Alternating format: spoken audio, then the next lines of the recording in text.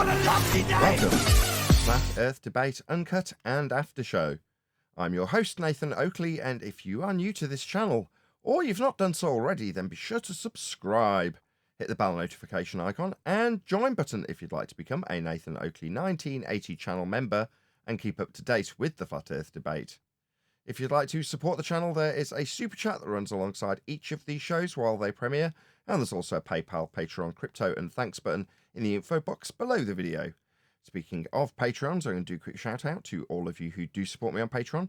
So a massive shout out of thanks and appreciation to Moon Harvest, Amish Earther, Naughty Thumbnails, Mitch Kennedy, Original D Rose, Rod, The Name's Burley, Twad Wazzle, Jason Hornsby, Christoph Fournier, Flat Earth Travolta, J Mel's 24, Unimento, M, Iron 26, Endless, Flat Earth Sage, Goldie McKiernan, Phoenix Rising 86, Retro Bill, More Books, Canna Bear, Fibre Oats, Bogey, Michael Kahn, John Kays, Patrick Gunnels, Banter, Mel B. Styles, Hairy Blade, Mobile Mac 777, Rob W. Reese Pound, Del West Watson, Maria Neeland, Unbelievable Productions, Brewery Ranger, Henrik 86, Abraham Mohammed, Skeptic 936, Life is Short, Texas Mike, Tina Baker, David Wayne Foster, and Dank.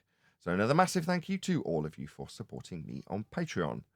Now I will hand over to whoever is in Discord and Google so you can enjoy their dulcet tones while I set up for today's live show. Good morning. Righteous, what show is today? Oh, thank you, thank you. Righteous, you know the show number for today? Yeah, 1963. Thank you. That's a good vintage. How's everyone? Very good. Very well, thank you. Yourself? Good, good. Great time with my parents. Back at home now.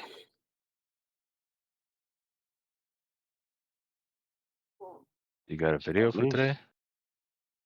I got several. I just got to go find my book. I mean, my book, my phone. There it is. Where did I put my phone?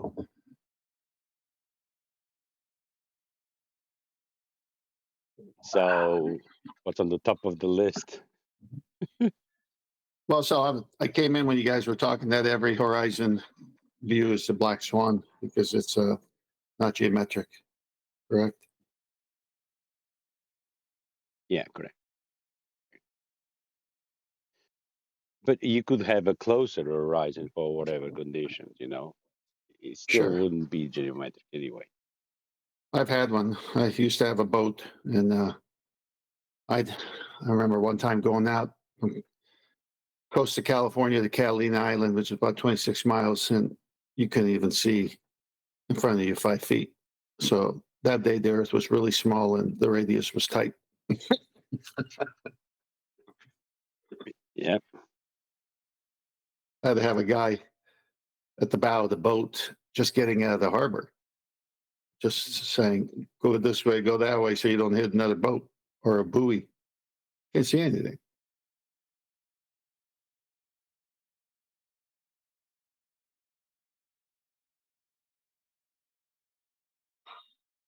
Yeah, there are many ways. The seas are very mapped out. They're properly mapped out. Yeah, everything's mapped out because the stars repeat themselves. Yeah, correct. Not only Marco that, the Polo Cartesian system is the map. Yeah, Marco Polo used the same stars that we're using today. Indeed.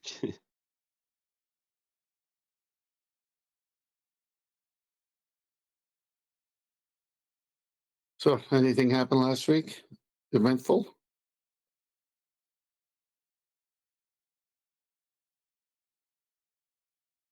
Show-wise? Owen Benjamin, because somebody did a reaction to him. I don't think the guy, Osiris or something, really knew who Owen Benjamin was. He's like teenager. Sharon also did a debate with Brenda, and did very, very well in the small bit that we reviewed of that. So he recited the Black Swan so casually and to such fine effect that he shut down Brenda and made her look stupid. And then just asked her to respond and gave her 30 seconds or 60 seconds. It was brilliant. It really was such a total difference. But there we go. That's great. We covered. It's nice to hear someone use the arguments we do daily, and when we hear someone else use the arguments we do daily, the appreciation is there because we hear it rather than be part of it saying it. Well, not only that, he had it misrepresented to him, Jaron, that is, and in correcting, he put the argument to her in correcting her misapprehensions of it while she was taking, according to her, ownership of the argument. Obviously, in correcting her misrepresentation, Jaron effectively took ownership of the argument and employed it to great effect. And it's like, he couldn't have buttoned up a better example of what I was just eking for, or whatever the word is, just pining for, which is to say, don't want credit, don't want to be called a scammer, but ultimately what I do want is to have these arguments that we use put to great effect by whoever's out there arguing. So to see it done is just brilliant. That's all you could ask for, really. That's all I could ask for. No, that's great. I mean, it's like some of the old movies you watch where the tribe is divided into several groups, and a foreign enemy comes, and the one tribe that has the better weapons says, "Hey, come and use our weapons to fight this foreign enemy." And the other members who are of the division of that tribe say, "Well, we don't like you and your weapons, so we'll just use our old archaic rocks and stones." And he's saying, "No, use these weapons. These guys are out to kill all of us. Put our differences aside." Yeah, Hey, Ken. Another. Hey, good metaphor. Yeah, but it's coming from our own side. That's the problem. Well, so is the tribe. They're the same. Nathan They didn't got want the to do a same review on the genealogy. review. Sorry. No, that's all right. Nathan didn't want to cover a review on a review that he already did. I mean, Beth Try Thinking did a review on the Brandon's review of Nathan that Nathan did. It was moronic. It was Dumb and Dumber. But it's coming from our own side, unfortunately. I mean, if Beth is actually a flat Is it? I'm not sure about Is that. it coming from our own side? It's hard to say, Neil. It's such simple arguments that could win the big debate that are like you're just sitting here saying, "What in the world's going on? Why can't they figure this out?"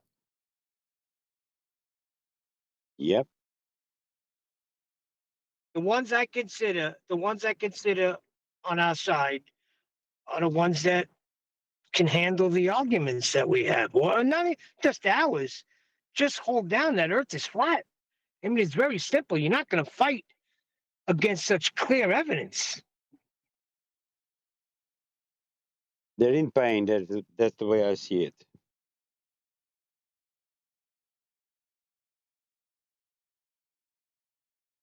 Nathan, I'm going to post today's video review if you don't have another.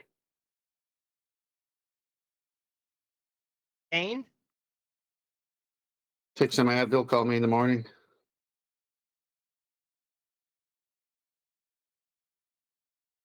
Are you doing housekeeping today? Obviously. We should do housekeeping every day, at least a portion of it. Well, I was thinking after housekeeping, before we get into the video, a little area to plug in my latest video. Ooh. Where's Nathan? Tell him. Yeah, he's probably listening. He's probably getting coffee or something. Okay, here we go. So what's on the top of the list, the 10th? I'm sure they have a list, an extensive list. Oh, I do. It's this is the Kamal, how they Arabs and others ancients measured the stars above the horizon. It's a predecessor to the sextant.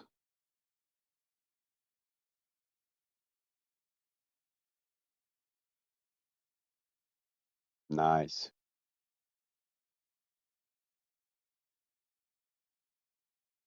I posted it before I went away for a while, and it never got done. So I'm just going back and grabbing it again.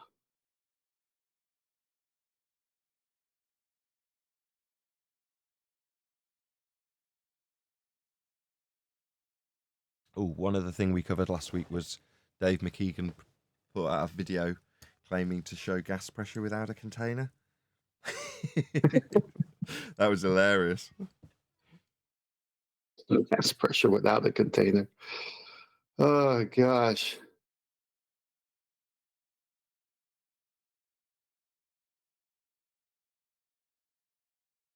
Yeah, so we had a bit of fun without you. It was all right. So did they use gravity, the non-existent, non-force force? Is that what they use that keeps the gas pressure? No. Same old No, I argument? mean, I think he did get. Yeah, I think he did get to that assertion at one stage. So he described gas behavior in all sorts of boxes with gas bouncing around all over the place, and then cut to the actually gas go down, go boom boom, and then he has these uniform blue particles all lined up going down. So yeah, Oh, the gas go down, boom, boom. Splash, splash, don't forget. but it already annihilated that point at least. I'm going to say 10 times with his examples. Maybe it was 5 times, but who cares? In either event, he'd had plenty of examples of how gas works and how it needs containment before he got to that point. So I posted, Nathan, in Master B, the video review on the Kamal, the ancient method of getting the angle of a star above the horizon, and the predecessor to our modern day sextant, and then some pictures and a video, obviously, and then some articles that we can go through. So I just got to go through them because this was like 2 weeks old and you never got to it. Okay. So the video is which one? The first one, right? Well, they're both, let me just see. I think they're both short videos. Yeah, they're both short videos. And the first one is you just play the whole thing. The second one, ancient Chinese maritime video, you start at 10:04 timestamp because this is a full seminar. And at this point, he talks about how the Chinese did it. And he says some interesting things that, go along with what we've been sharing. And there's an interesting caveat to the Chinese because the Chinese were sailing the oceans for a long time, leaving the Earth to be flat, using the angular Did relationship. Did you say the Chinese were sailing long time? Yeah, very good. That's just lazy. That's just lazy lacism. Yeah, sure was. That sounded pretty good, actually, coming from me. And they were influenced only by the Jesuits coming in and telling them, well, we have other means of navigation that uses the stars, but the Earth's a sphere and rotating. And the Chinese didn't mind the new instruments and new concepts, but they fought very hard against the Earth not being flat. Up until the late 1800s, early 1900s, it wasn't fully accepted in China that the Earth wasn't flat. Okay, so this one that highlights ancient Chinese maritime technologies, you want that to start at 10:04? Correct, but that'd be your second video. Okay, and the first video is this Kamal. Yes, a very nice expose on what it is, how it's used. Okay, I've got both of them queued up. So the first one will be deeds of arms, right? Are these replaying other like Channel 4 videos? Are these actually their videos? These are the videos of the people putting them. Or the second one is excerpts that have been put in the shorter version of the same organization. Okay, fine. I've been looking for. I mean, we're commenting either way. I'd just like to know what ahead of time if we're going to be dealing with having to pause it a lot because it's a, mainstream video uploaded by someone else.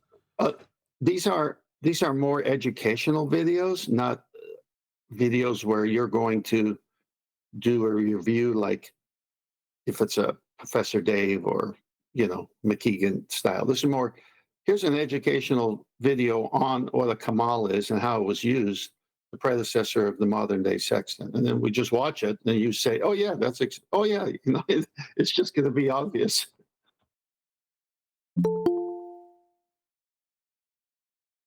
Now, I was saying, you might have been here, the same stars that Marco Polo used when he voyaged, Galileo, anyone, Vasco da Gama, are the same stars we use today. They're constant, they repeat themselves, they're always where they're supposed to be. That's why you can put out a book showing where the stars are from the year 2000 and 2050 and sell it. And then when I called and said, "How do you know this?" They said, "We not only know that, we know 2,000 years ago and 2,000 years in the future." When they tell me that kind of stuff, that just takes away Earth being a spinning ball going in these crazy speeds in different directions with all their heliocentric lies of this open, vast space. Nothing of the sort is real. The stars would change. Aye. Aye. And they would navigate by latitude. Exactly.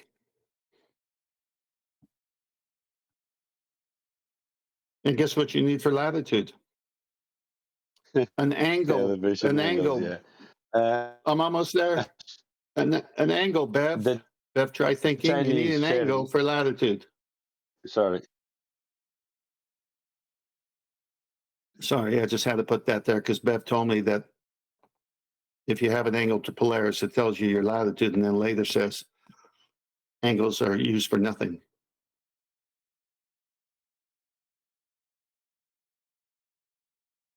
Yeah, that's painful. But the Chinese shared a lot of information with the Portuguese back then. They revealed the fabric of hemp for sails and ropes because the Chinese sails and ropes were stronger than the European ones. And they've shared that type of information with the Portuguese due to the trust that they gained from them. And with that came the compass and many other means that the Chinese were using that the Europeans were not. Precisely. They were also the Arabs. The Arabs were. It's part of the Portuguese teachings, Yeah, the Chinese had trade with the Arabs as well, and they were always sharing technologies for navigation, and that's how they passed to each other. They're very similar instruments. Trading.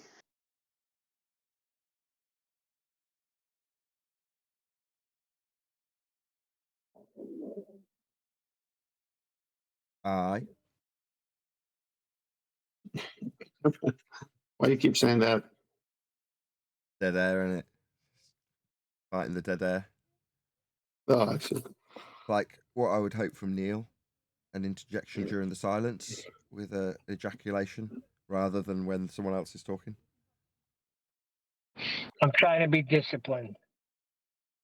Hey, and brother. I don't do it deliberately. I keep saying this. See, now Ten started talking as I was talking, but I'm not hearing that. Neil is a very good guy. He likes things organized, tight.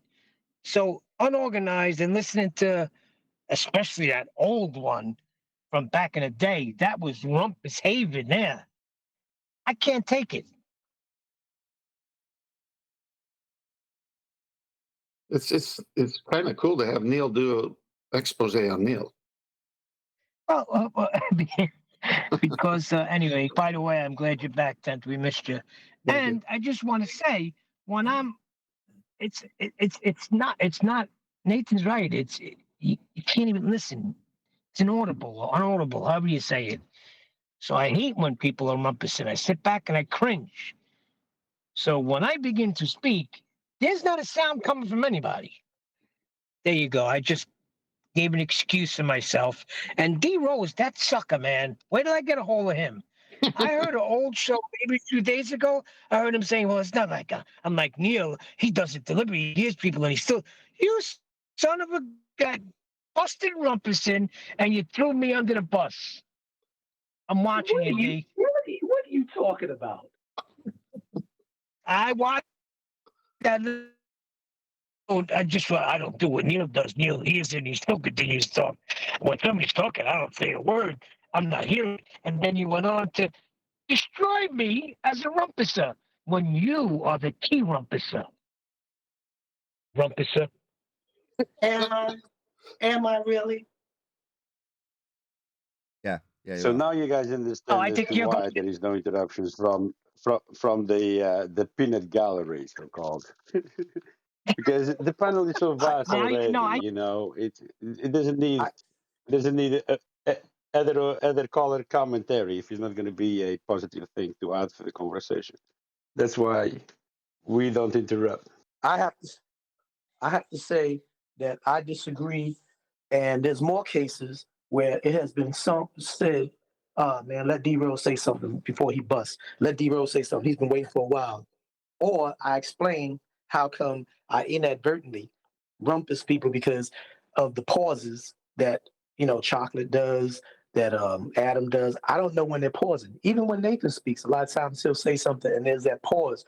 So like I said, from the Discord that I came from before, there's always this saying that they go like this, and I'll land on that. Kind of like we won't be doing that. I know. You already made that clear before.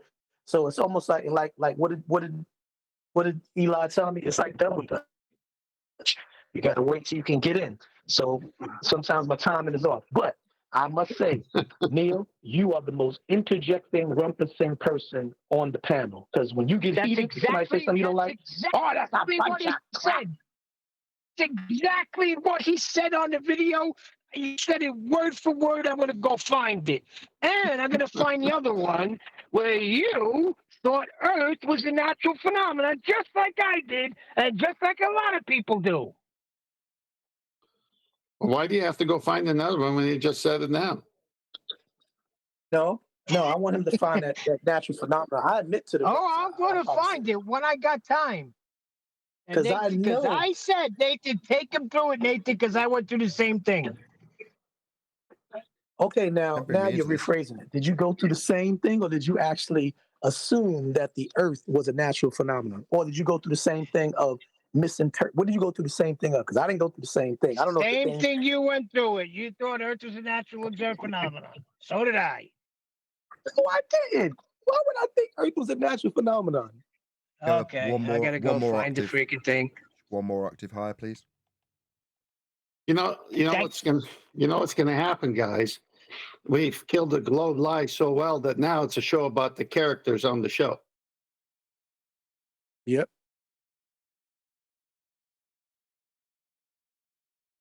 No, but I think you suffer what I suffer. When you go to speak, you don't hear anybody, and then all of a sudden 5 people are talking. It's very strange on this end where we sit on the phone. Yeah, but if you're going to do it, that's not how it's done. You start by saying, mic check, and then you say whatever you're going to say. What if Mike's busy and he can't check it?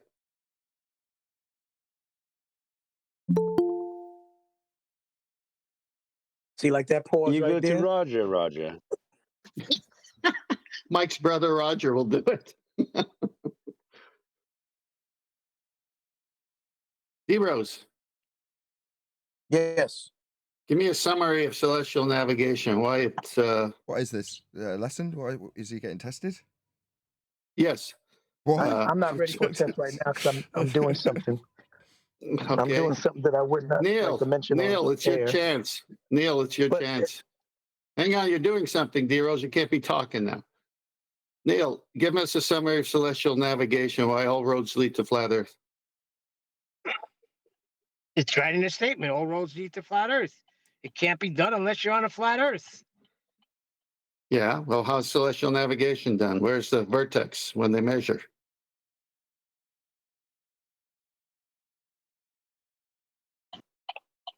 What's that? Hold Where's on. where's the vertex for all their measurements in the nautical almanac coming from? They're coming from the surface, but they take it from the center of the Earth.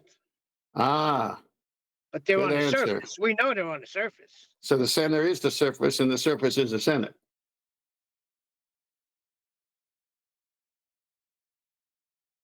That's correct.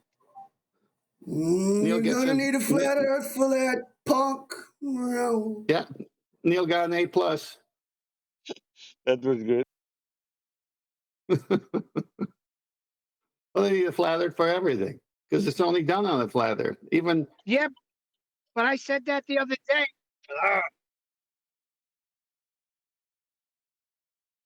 you With the okay? GPS. The GPS encompasses me all the time. I don't know if you could hear it on your end. But I said that the other day, and Adam told me I was wrong. He said nobody's going to the center of the Earth. Well, I guess that's what he meant. No, well, you can do the argument several ways. The books reference the center of the Earth, which no one's there, thus proving Adam correct. The measurements being done from the surface, which is their center, which there isn't one. So the actual vertex is at the surface where the ocean is, where the observer is with the sextant. So you're both right. It just depends the context in which you use it.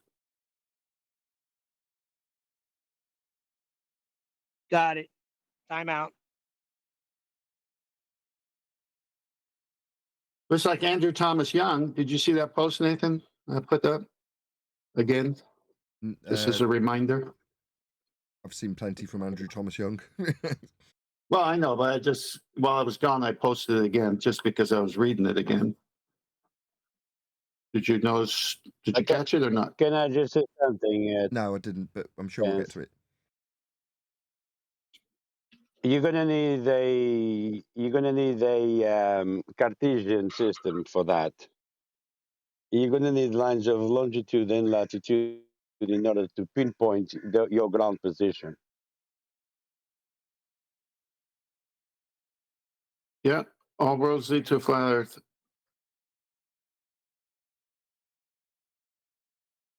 Before you either consider where the ground position is gonna be, you need a Cartesian system. Well, isn't that what refractive curvature showed us with orbital mechanics? Even Yeah. I mean, you need to refer to the surface of the Earth, where your measurements is going to be taken from. And all Of course. considerations will be to the surface of the Earth. That's all we have is the surface, which they transpose and say is the center. It's one and the same. But that's what I don't understand, Ted.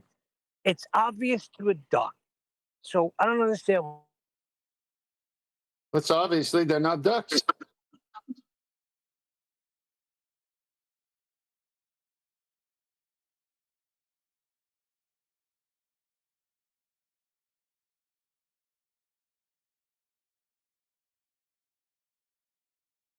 Yeah, Okay, but to give us the a- same way that you on a boat using a sextant, looking out at the horizon, it can determine the distance to a GP of a star.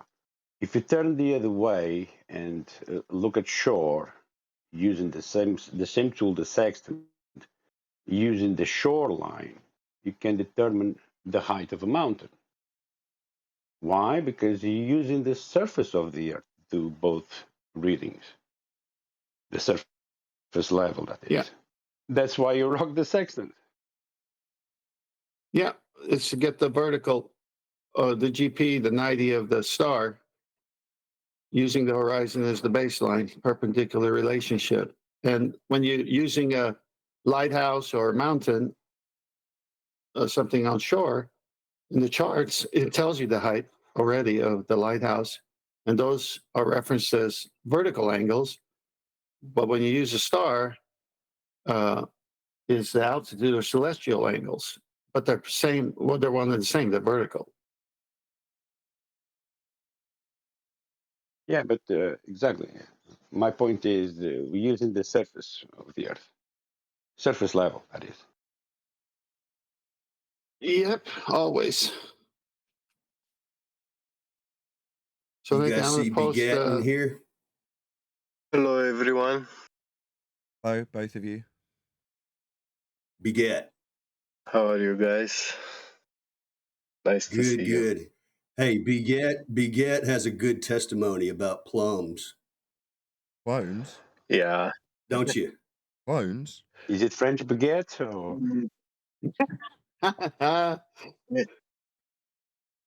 Yeah, I follow QE and I haven't been much in this server, but I've been mostly in 24/7 Flat Earth. Okay. Or you. So yeah, Beget, you Everyone else, shut up. Beget, you with the Hello, were telling me clearly an about anecdote is on its way. Hello? Go ahead. Tell us about hello, clones. hello, Mr. Nathan. Hello? Just trying to clear the airwaves for you. Go ahead. Yeah, so with the plums, I was into building a CNC machine of my own, and I was looking for a linear encoder. Now, linear encoders, there are magnetic or optical, which use a laser to shoot a laser beam to a band strip. It's the same principle as a CD writer. The laser burns tiny holes in the metal surface of the CD-ROM, and then it will read and interpret that data. Those are nanometric burn size.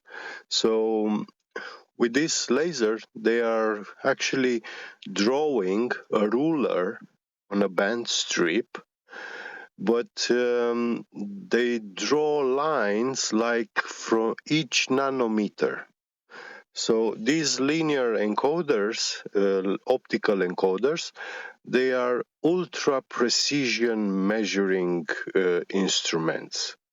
They measure nanometers. Now, Rache actually is a manufacturer, and they had a project. They worked with Airbus together to install these encoders for a 3D printer, which Airbus was building, a special 3D printer. Now, this 3D printer is printing large carbon fiber structures, which is the airplane's structural resistance body, skeleton. It's made of carbon fiber. And this printer is moving inside the building, of course, but it's a 200-meter long building, and it's moving across a very flat, super flat floor on linear bearings. Everything is ultra precision.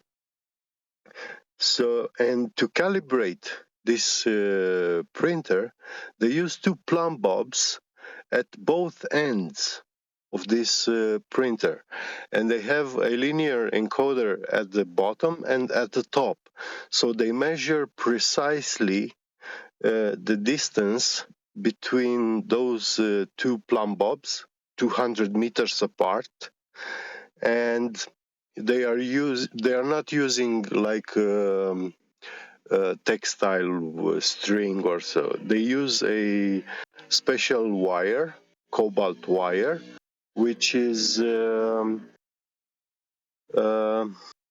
same diameter on its length. So it's precision wire. And they found, like the engineers, by default took those plumb bobs being hanged 200 meters apart from each other. They took them as parallel. But when they actually measured with the linear encoders, they found with nanometer precision that they are those two strings hanging from the ceilings, they are perfectly parallel.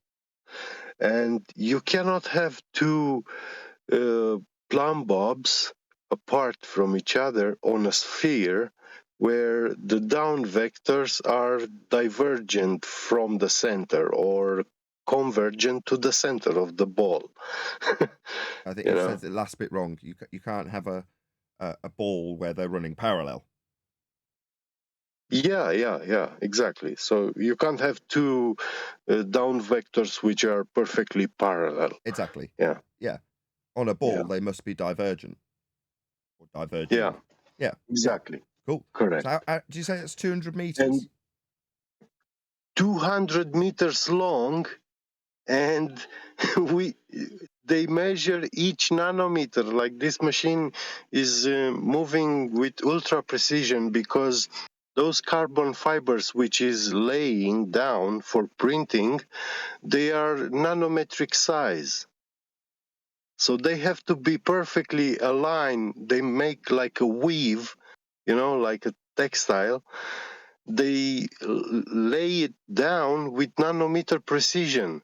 And they need to do this on this huge, vast distance, like 200 meters, Wow. Very cool. Yeah. I mean, obviously, because you've got the level of precision, it's worth something. If it's just Joe Yeah. Normie with his plumb bobs 200 meters apart, saying they're parallel, Yeah. yeah, really. But when you've got stuff that's like you say, it's running on bearings, it's precision equipment, and they're Yes. measuring it down to the nanometer. When they show that there's no difference, Yeah. you go, well, yeah, that does have a meaning, because there absolutely must be a divergence Of course.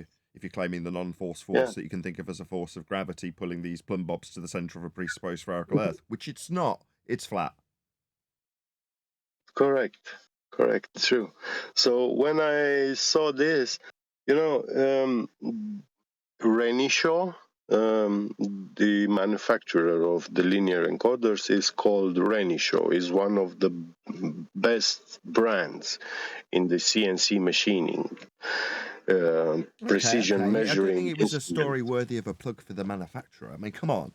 Yeah. So they indirectly prove flat Earth. They don't claim, they don't tell anything in their description about flat Earth or so. But as I was reading what they did, they explained how they helped Airbus.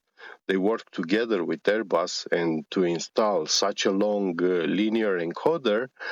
I saw in this description what they described, that they found those plumb bobs being perfectly parallel, everything with nanometer precision, and this is how they calibrate that machine, because it's like the printing head, it's like a U shape, and it moves on two tracks. Sure. And when it's moving from one end to the other, the printing head is like 4 meters long height. And this means when it's accelerating or decelerating, it will be tilting, And they have to know how much is tilting. They don't want it to be tilting because it will be laying the fibers incorrectly. So it has to be super straight. Yeah. Very cool. In the interest of balance, Yeah. other manufacturers Yeah. of linear encoders for 200 meter printers are available. Yeah. And Rache also said this is the biggest linear encoder they ever made, but they said they can make even a 10-kilometer one if someone needs it. They are not going to produce it without an order, you know. But they said they could make any distance. And with this one, people cannot invoke like refraction or anything like this, because that laser diode is always like 5 millimeters away from the band strip, and it's shooting a laser beam to the band strip and reads it back, you know. Yeah. Very cool indeed. Mic check. Hello. Yeah, my phone was blinking a little. So Yeah, thanks for that. That was well worth I it. did like very much your show with QE about information theory.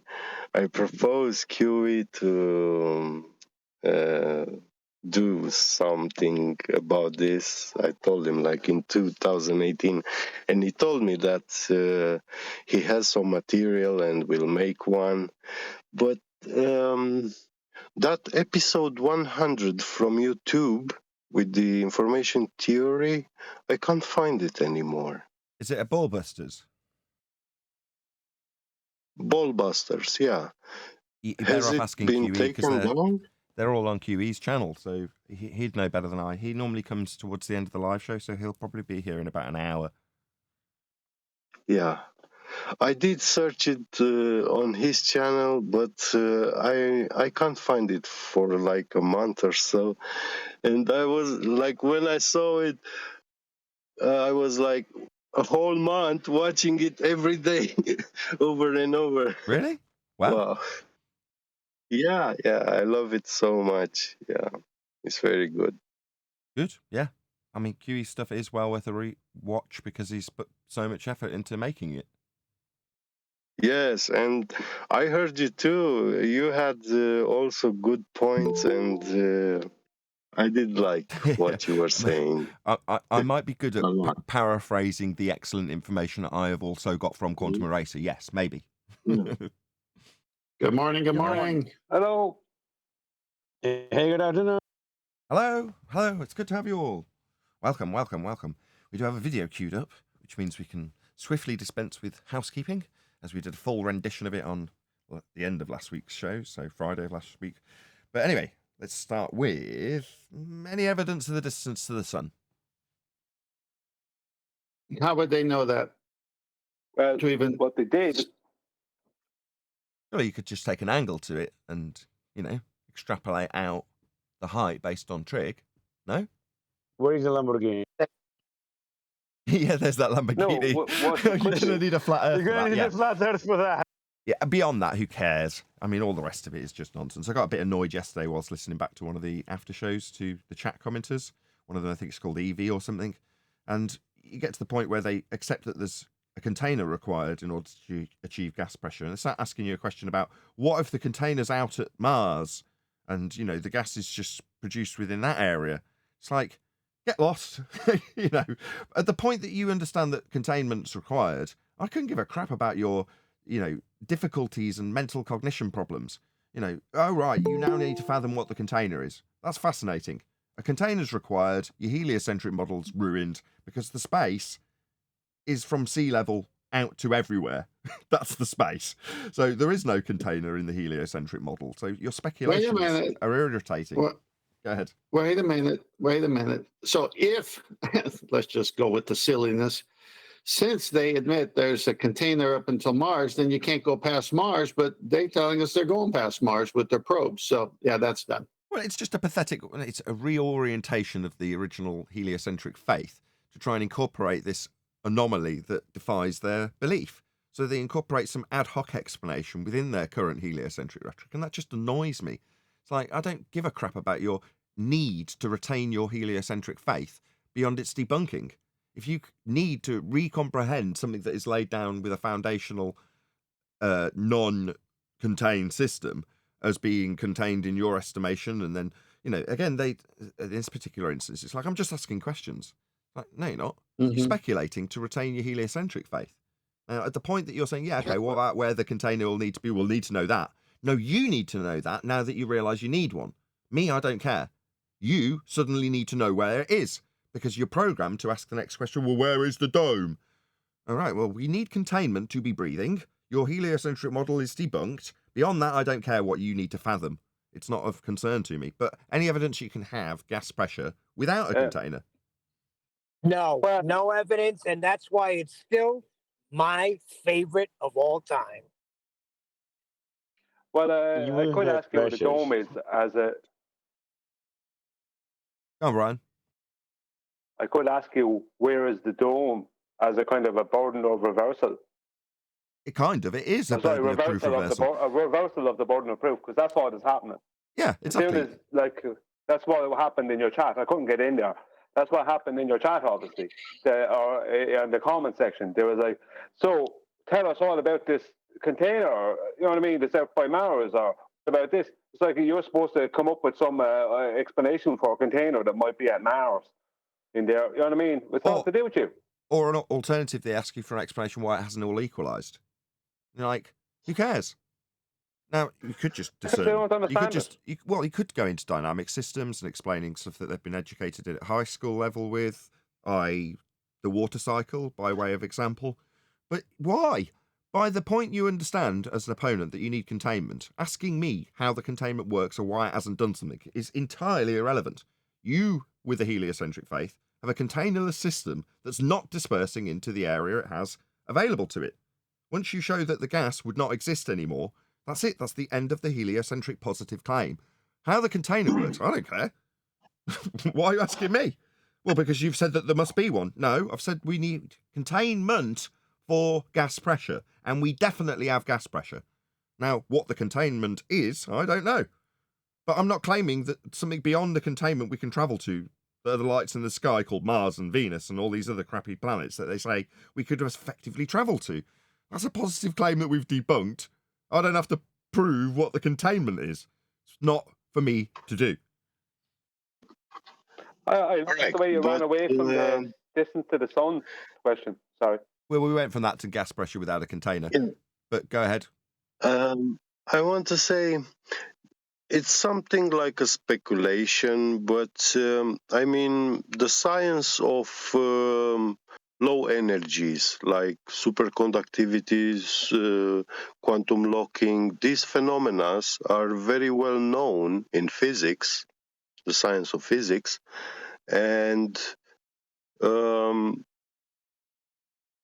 gases do have a different kind of behavior. Like if you have extreme low temperatures high above in the sky, there could be some sort of magnetic flux or quantum locking phenomena, which doesn't allow the air to go further than that into that medium, because it's a very low energy medium.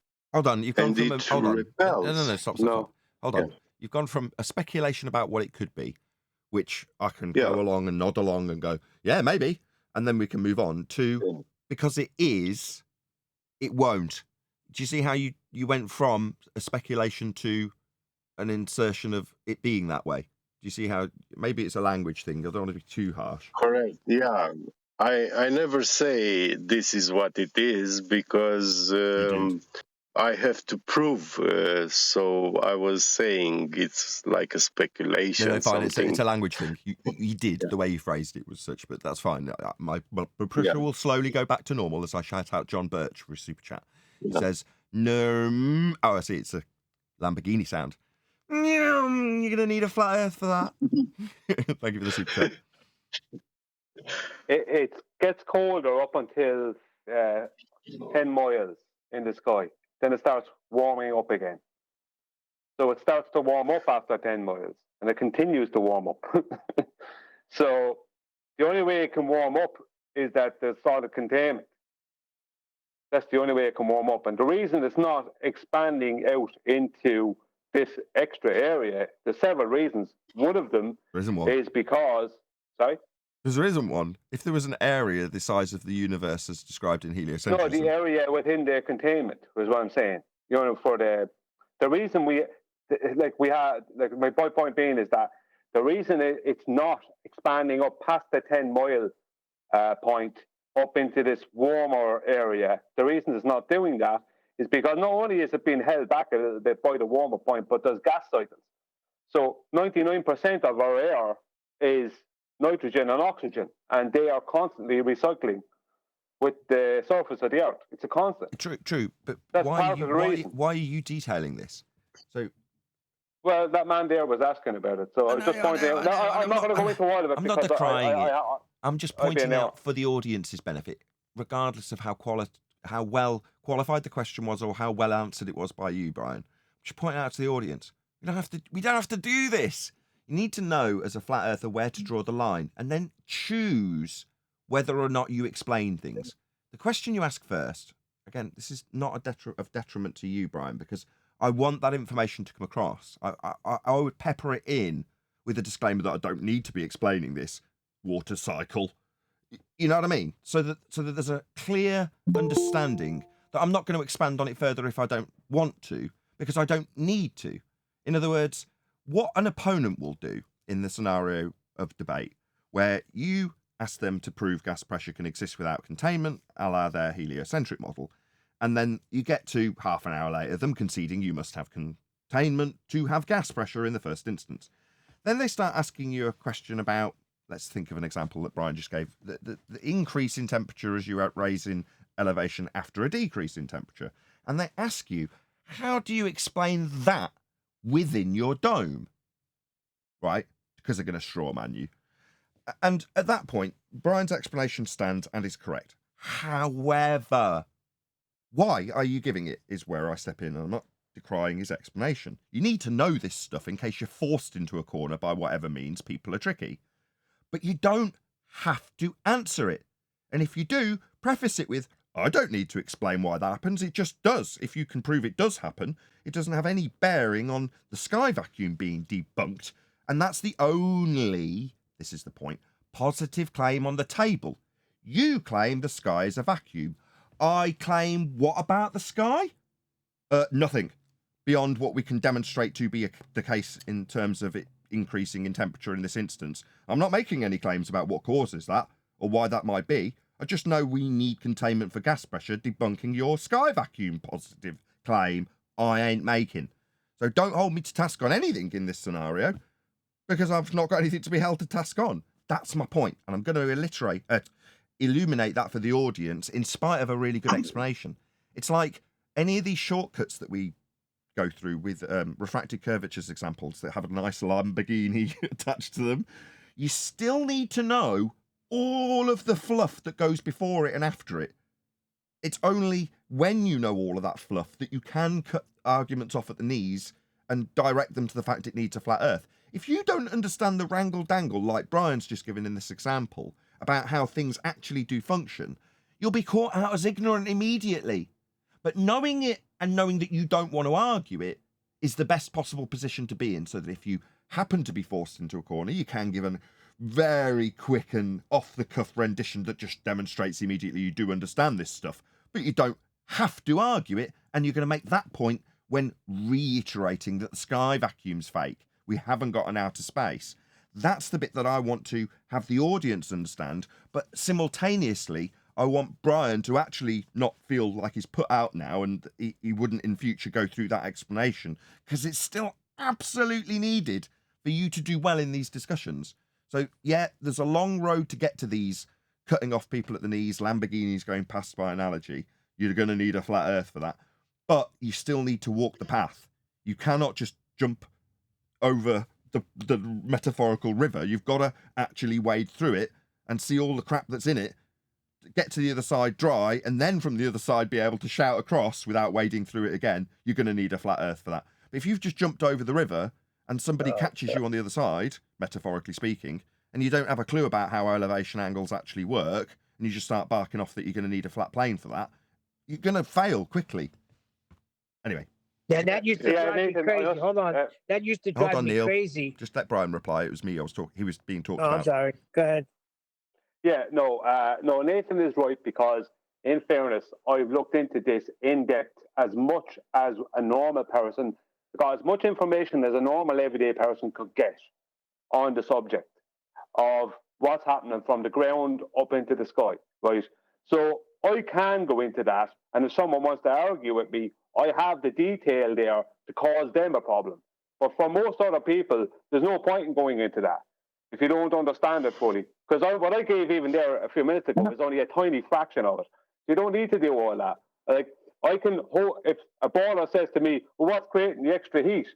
I can, even though I can show with physics what will create that extra heat, right? I don't have to. I could say, I don't know, you tell me. And I know what they're going to come at. I'm not going to say now. I know what they're going to say, and I'll take that apart. So I don't have to do it. So in fairness, there's no need to go into all that. It's good to know it. It's good to learn it. But you don't have to do it as far as an argument goes. It's like you're not making a claim. You're just pointing out, well, according to official sources, this, and this is the case. Yeah. And Neil, you know what I mean? Neil, then Adam. Neil, go ahead. That's the saviour. Oh, okay. Well, hold on. Just let Neil, then you, Adam. No, I was just saying that used to drive me crazy when you wouldn't give them an answer. And I realized, they're agreeing that we need containment. We don't need an answer. We all agree containment's needed. 98 people watching. Go ahead, Adam. Right. Yeah. I'm cringing with stuff like this. I'm not saying Brian's wrong. I wouldn't go anywhere near it, because all of this information it's not really verifiable. The zones aren't verifiable. It's all kind of based in a heliocentric model. Yeah, I don't know if it's like that high up. I genuinely don't know. I know it's described in a heliocentric paradigm like that. And I would be very, very wary of engaging in any argument that Brian's happy to go into, because he is going to recite their facts. But they're their facts for me. I wouldn't draw anything other than the simple bit, as Neil says, it requires containment. Yeah. As for the rest of it, trying to put, I don't mind using the Zachary Zabala when we set up the differential pressures within one contained system. We can generate those. We can do those things, all with the point of demonstrating that we need containment.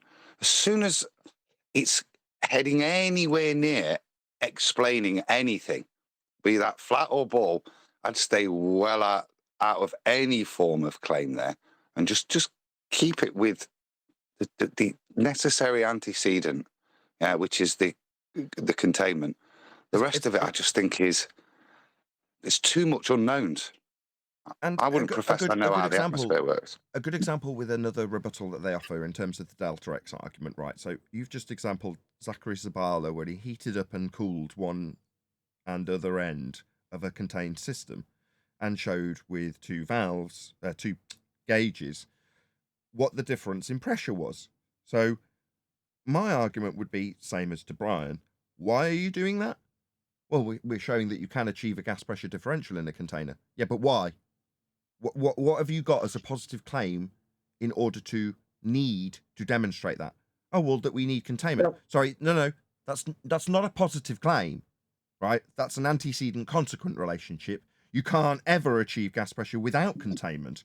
So that's a given. You don't need to demonstrate anything. What's that? But they say we could have a pressure differential, therefore Earth's not flat, or whatever garbage they've offered it for. No. The delta X argument is an argument that argues for pre-existing gas pressure without discussing what contained it to achieve it, and then argues about whether or not you can achieve a delta of that pre-existing gas pressure in a gradiated form. No.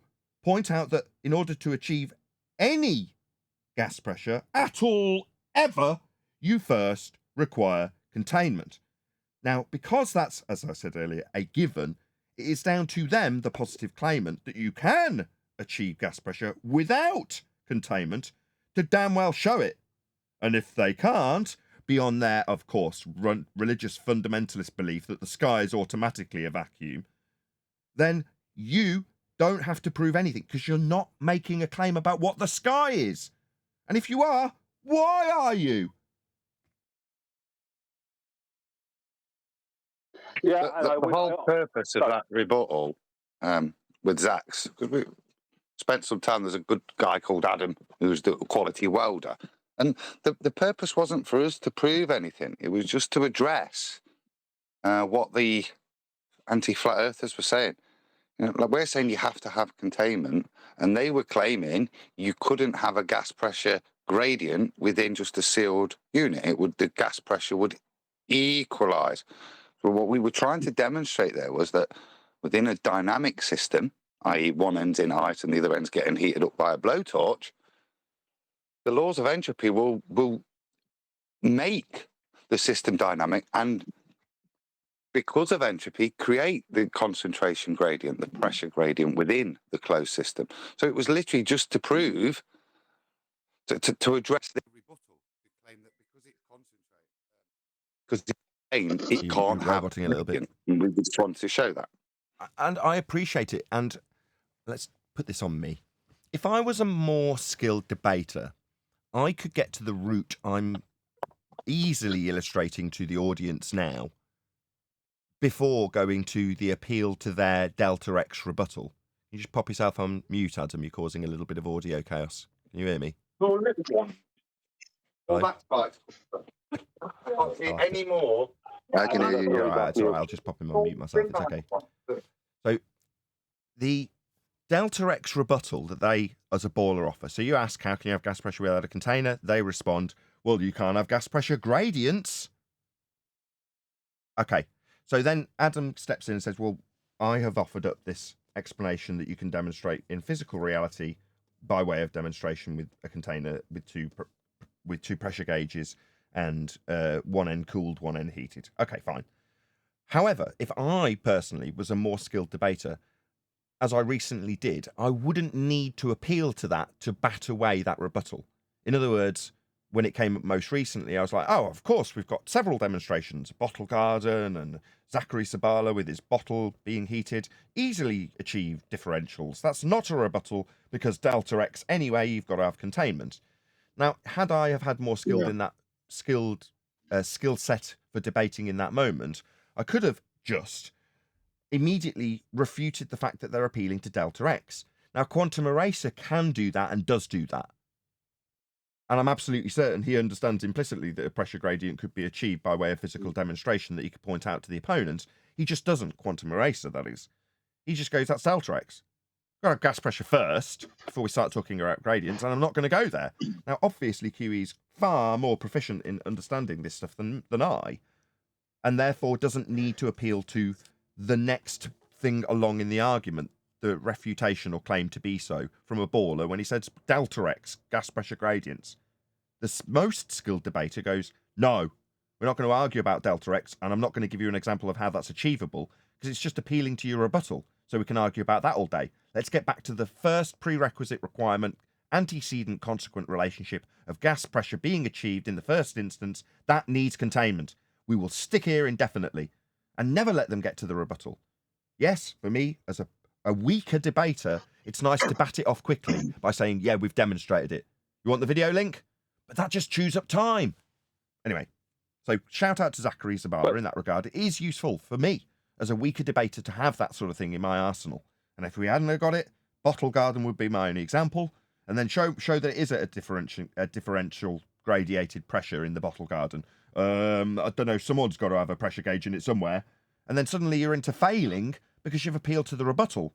Now, not even knowing that you could achieve it, if Zach hadn't done that example, and I didn't know any other examples, I wouldn't need them if I was more skilled as a debater, because I would realise that the initial fallacy has been committed when they appeal to Delta X. You still need gas pressure to achieve gas pressure gradients. As long as you know that, you never need to get into that wrangle-dangle. Go ahead. Yeah, what Sorry, people Nathan. have to understand Biget, can you please mute yourself? is... Sorry. Hold on, George. What people have to understand is that when they say, this was their tactic all the time, when they said, can you prove that in a container, right, that there's a gradient can happen in a container, what they were trying to do was shoehorn in PV equals NRG, because that's what they're trying to shoehorn in. A force of gravity creates the pressure gradient. That's what they were trying to shoehorn in all the time. And when we took that away from them, then they wanted to attack the PV because NRT. They want to attack the ideal gas law. They want to try and change it around and come up with other scenarios where they could add in G, which is why I took that away with the objects weigh more in a vacuum. That completely takes that away. So you don't even have to go into whether or not a container is even needed. You just point out that what they need to be happening for their model to be in creation, the opposite happens. That's the end of that. So, but that's what their whole plan is, to shoehorn in G and remove the T and ignore the V in the PV equals NRT. Right. That's what their plan is. That was the only thing I was going to add on. I'm glad you curtailed that with the substitution of V, because the volume for them is the entirety of their heliocentric space fantasy. Okay, that was an excellent roundup, Brian. We're going to cover, if Tent's still around, these two videos. The first one we're going to start with is by Deeds of Arms, a very small YouTuber, less than 100 people. Wow. Okay, and it's called Maritime Navigation, the Kamal. And as always, more so when it's a tiny little YouTuber, if anything, please let this videographer know. I'm going to put his link in the stream now. Paste. There we go. Let him know at Nathan Oakley 1980 sent me. And the same is true. This guy might suddenly make it massive. And even if he doesn't, might pick up a few subscribers if he were to do a response and thank us for sharing his video and getting the algorithmic love his way. He might put a link to my video and we might pick up a few subscribers off the back of his love in return. So please let him know with a kind comment that we've covered his video. It's only a short one, but this has been suggested by 10th Man. So 10th Man, after a brief hiatus, can you let us know why you picked this one, and then we'll go on to the next one and detail that after. Yeah, this is more of an educational video. Oh, sorry, Jorge, George was in the wings and I forgot all about him. Go on, George. I'm so sorry. Sorry, 10th. No problem. No, it's okay. I was just calling the attention. Biget is hot micing, and he rampants you every now and again. Sorry. I was willing to ask something, but when you have time, call me, shout me. Go now. This is kind of the end of housekeeping, Okay, and we're about to transition into something completely new. So just be vigilant with your mute button, though. If you're not actually getting if you're not on the mic, you're on mute. Go ahead anyway. Get Understood. Go ahead. So, it's a question and something like a proposal. I spoke with my father on things, and he told me about an experiment I wanted to do, and he told me like I should be searching some university where they have laboratories and where they can test these things. And I remember I saw a video documentary somewhere around 1995, between 2000, between these years. And it was a documentary on helium gas. It was very interesting. Now, the thing that I saw, I remember that they spoke about containers with gas, and they had precision gauges for measuring the pressure at the bottom and at the top of the container. And they showed how gases, oxygen or nitrogen or hydrogen, all these gases in a concentration of 99.9%, pure oxygen or pure nitrogen. And they all had a gradient, so at the bottom the gas pressure was higher, and at the top it was lower. Now the gradient is a very tiny amount, a very small difference, but the gradient is in every container where you have gas pressure. Now, what they showed, when you have a container and you put only helium gas inside, the higher pressure is at the top and the lower pressure at the bottom. And yeah, for this, you will need like precision gas pressure gauges so you can measure and test this. But if this experiment can be proposed to some university and give us like information, it will crush wildly this gravity, because if helium gas has a higher pressure at the top of the container, it doesn't explain, it contradicts everything about theory of gravity. Okay, number one, this isn't an experiment. Number two, there's no need for us to do this. Number three, gravity was debunked as being a force of down 107 years ago by Einsteinian pseudo force space-time bending. So there's no requirement to do any of that. I mean, I appreciate what you're saying, and it's useful information, and thank you for telling us. And it's interesting to hear. But like before, not necessary. Not necessary for us to disseminate that differential or greater pressure at the top of a container with helium, unless we're making a positive claim about it. And other than requiring containment for that example, the example's delta X. It's a delta of first achieving gas pressure in that containment to then demonstrate that there's a gradation in that containment. So once you get to the containment point, we don't need to do anything else. Yeah. Nathan.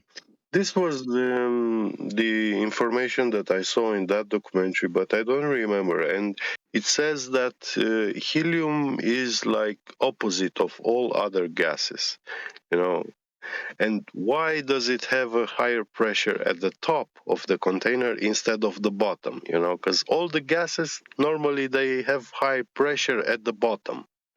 I understand your supposition, but it's a folly. Yeah. I mean, it's interesting to know, but it's a folly. Yeah.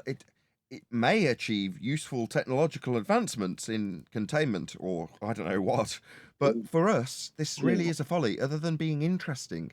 Oh, that's fascinating that you get a higher pressure in a contained system of helium. Oh, that's really interesting. Yeah. But how does it help us? Well, they can't explain it, with their model.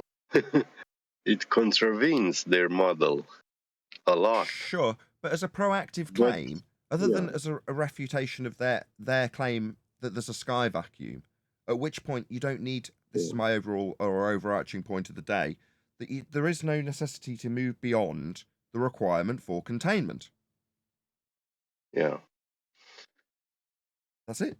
Yeah, okay, I just wanted to propose it. Maybe someone with time and relations maybe can contact the university or laboratory, It will be interesting, yeah. Okay, I got it.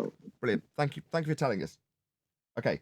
Can I say something quick on that? You can, but 10th now in the wings for a bit, and we do want to get onto this video so we can at least start the ball rolling with it. It's only a short 2-minute video, but if you can keep it brief, Brian, go ahead. I will do. Don't believe everything they showed you in that documentary. Sometimes they do things in a certain way to get the outcome they're looking to get. Right? All gases behave the same. It's all based around temperature. All gases, regardless of the type of gas, they will all behave the same. If you have 100% pure helium in a container, then there's no reason for it to have a higher pressure at the top unless there's more heat at the top. All gases behave the same. All true. So don't believe everything you see. I gotcha. Yeah, and it's not an experiment. This is a demonstration that may achieve an end for someone, but not us. So it's not an experiment. So yeah, who cares? Let's move on. 10th. Yes, this first video is an educational video on the usage of the Kamal, the predecessor to the modern day sextant, and all the other tools, instruments in between them, cross staff and all that kind of stuff. This guy does a very short, succinct description of angular measurements using the stars and how the ancients used to do it. So we can start with that. During my time as an officer in King George's Navy around about the 1800s, I've collected quite a few navigational instruments. This is the Kamal, believed to be used in Arabia between the 6th and the 8th century. It measures latitude. This is the angle of the sun above the horizon. It's a very simple device. This is a piece of leather with something akin to a handle, with a piece of string that you can tie knots. As a fisherman, you would want to head into open water, into bigger water, to find the bigger fish. Of course you would. Just going to do a quick shout out to Godzilla. It says Rache and Ranty sitting in a tree, Kissing. First came Fe and then the globe. Then forevermore they lost their souls. How deep? Thank you for the super chat.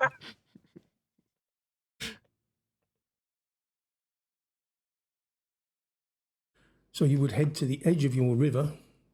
From there, you need to find a starting point to get you A, out into bigger water, and B, to get you home again. As with most latitude measurements, precise time is required. And as they didn't have watches or chronographs or anything like that in this day and age, we must assume that they somehow worked out roughly when to take this measurement. Any further information on that? This is a bit of a problem, really. If you don't know how they're timing stuff. Bent, any excuses? Yeah. They obviously when. Hold on, got two people talking. What's going on? Let him go. I'll go after him. Whoever that was, go ahead. I was just saying, in the reference 12 noon, the sun is its highest point. No, I'm not saying they're not referencing solar noon. What they're doing is, from a heliocentric point of view, all their latitudes connect to the sun, right? But the path of the sun does not adhere to the rings of latitude. Rings of latitude are based off of Polaris, right? That's where they're derived from, not the sun. So what they have done is they have fooled people. I'm asking. I'm sorry, Brian. I'm asking. All right. This is prevalent, though. It might be. Yeah, but that's not the question in regards to what he's saying in the video. I just need to establish. He's speculating about how they get accurate time. And he's like, well, I guess they might be doing... Who cares? If you haven't got accurate time, then what are your predictions worth? Yeah, but he's working time off of longitude lines. 10th. That's what he's working time off. Okay. Now, Brian's got a point there. Obviously, as you watch the video, he's going to cite Polaris because that's a known 0 to 90 measurement they could go from for their latitude. And it proves their flat plane, the equatorial plane, and all the nautical almanacs show you that it's from this equatorial plane, which they have to mirror by a tangent plane that they draw on top of a circle, which supposedly represents the globe that the navigator's on. But the globe is never used. It's always a plane. This is all gonna explain itself if you keep playing the video. So most of the time they would be using the stars. And we travelled up the river, and we've got to the point where we consider that we are moving into open water. At this point, we will measure our latitude. We will hold this pointing towards the sun. We will put the horizon on the bottom edge, and by moving it within our line of sight, we can then align the sun to the top edge. And it's proper crude, isn't it? Well, you think this is crude. Wait till you see the next video where they didn't need any celestial books. This point here, if you hold the string in your teeth, that distance needs to be recorded. So we would tie a knot. Now we can go off into big water and do big fishing, catch lots and lots of big stuff. When we need to come home again, what we need to do is to travel north or south until we can line up once again with the horizon on the bottom and the sun at the top. This will give us our point of entry. We can then turn left or right and head home. You would find several knots. I don't fully understand. No, it's Brian's point because the sun is moving. So they use Polaris for the real. They do it at evening time because they need Polaris to get the latitude exact. The sun would only be working at high noon if they ever did use it. So they'd have to wait at port until high noon, do it with the sun, go out to sea, wait till high noon, and then do it again, and then go up or down, north or south until that matched, and then just left or right, depending where they're going. On the string of a Kamal, this is because you would travel to and from different places. This, for instance, is my house. This one is your house. This one is Uncle Jim's house. Now, if you take... Oh, I see. So it's predetermined with the knots that you make when you first measure it. Yep. And then you just keep you just keep that in your arsenal and dig it out when you need it, and you just match it up with the knots. I understand now. So you have to perform it once to have the knots to then go back and reuse it. Yes, and if I may add, they had many of these for different ports. Sure. Each, yeah. Yeah, you could label them all up for different locations, but once you've done it and you match it up, then it's going to just work. No, I understand that. Cool. That's cool. Yep.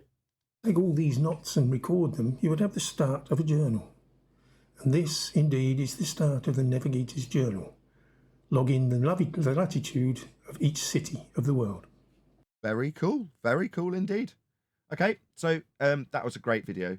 This guy needs more subs. Very concise. Glad we got through it without me putting all my objections and misunderstandings up before we got to the end, because that was brilliant. It's going to get a like from me, and I'm going to put a link to his video, as I did a couple of times already, in the live stream chat. So let him know at Nathan Oakley 1980 sent me, and in all sincerity, give him some positive remarks, because that was a really good video. May I comment? Yeah, you can. Yeah. So this is pre-Nautical Almanac books. Later, they would make star maps, as we'll see with the Chinese. But here's the Arabs using the Kamal with just knots and the sky, and they all assumed the Earth was flat. That's how they got the elevation angle to the stars and created the knots to create the latitude in relationship to that angle. So here's sailors, navigators, believing the world was flat, navigating flat, until someone says, well, you know what? It's a sphere. And then they take all this technology, as cruised as it was and worked, and said, we're getting everything from the equatorial plane, the center of Earth. So they changed nothing in the way it works. They just moved the flat Earth to the center of a ball. Okay, so that video was called Maritime Navigation, the Kamal, and the videographer is Deeds of Arms. So as I say, there is a link to that videographer's channel and this video. Let him know at Nathan Oakley 1980 sent me with a positive remark, in the vain hope that he would do the same for us in return should he make a video about us. We're going to move on. So the next video is... Question. But let me just introduce the next video and get the share link out to that also. So the next video we're going to be covering is called Highlights Ancient Chinese Maritime Technologies, How did the Ancient Chinese Sail the Seas? Again, from a tiny little videographer.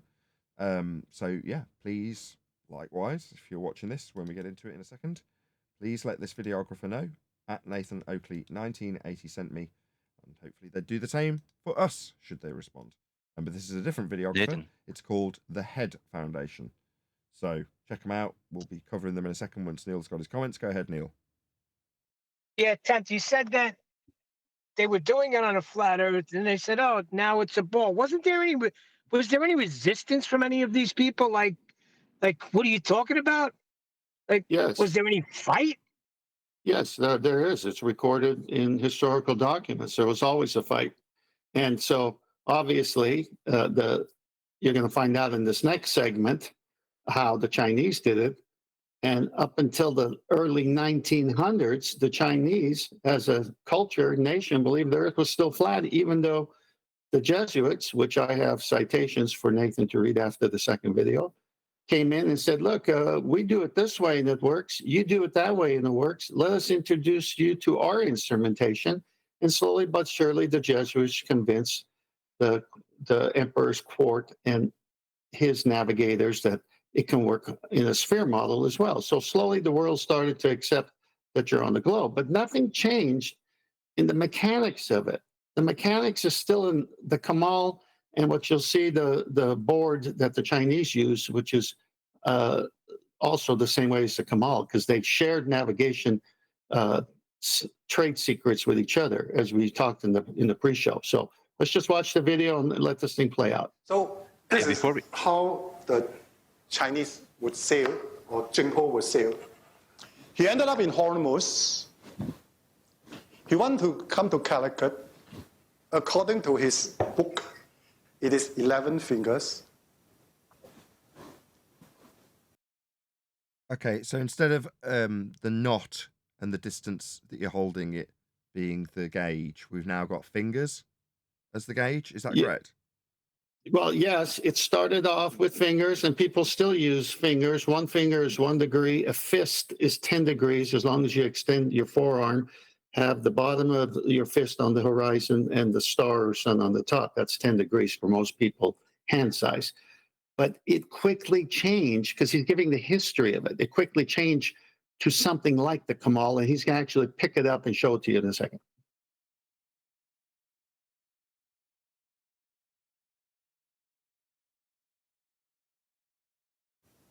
He will sail in a general direction, because at this point, no point looking like, it's more than 11 fingers, When he's almost, he look up, he said, it's more than 11 fingers. I know Calicut is actually much more south than that.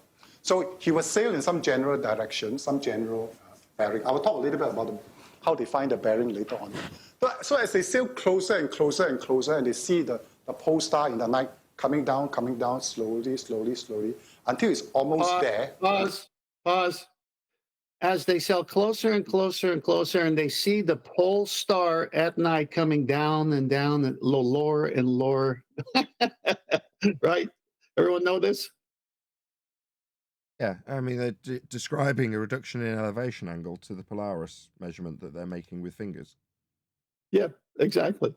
And you need an angle for that. And how do you get an angle? Well, you can't get it from a curved surface, right? Right. Yeah, it looked like it's 12 fingers. 12 fingers. Then they'll take out this magical thing, and then they will do this. The angle, subtended, is a fixed angle. So as the ship rocked a little bit like that, it aligned the bottom to the horizon. You must remember it's in pitch dark. It's in the darkness of the night. It's not like now. You see, if today, with our understanding of the sky and the latitudes and longitudes, and we have the theory in our mind, and we say, let me design a celestial navigation system. You're going to need a flat Earth for that. He agrees. We know too much. For us to design something that is workable. But if you are that Indian living in Calicut, going to Cochin, is he doing and this maybe off a desk, once in a Mike? while going to Ceylon, is different. Because that Indian, starting from Calicut, sees there is the pole star, like that. Then he go to Cochin and say, it's higher. Hello. I can't quite understand what he's saying, and I have to. I'll explain. He's saying, today you have this complicated system with the nautical almanac, okay? He's saying, but to that Indian, he starts at Calicut, and the pole star is here. When he gets to Cochin, it's over here. All he knows is that it's lower in the sky and higher in the sky based on the ports, and that's how simple it was.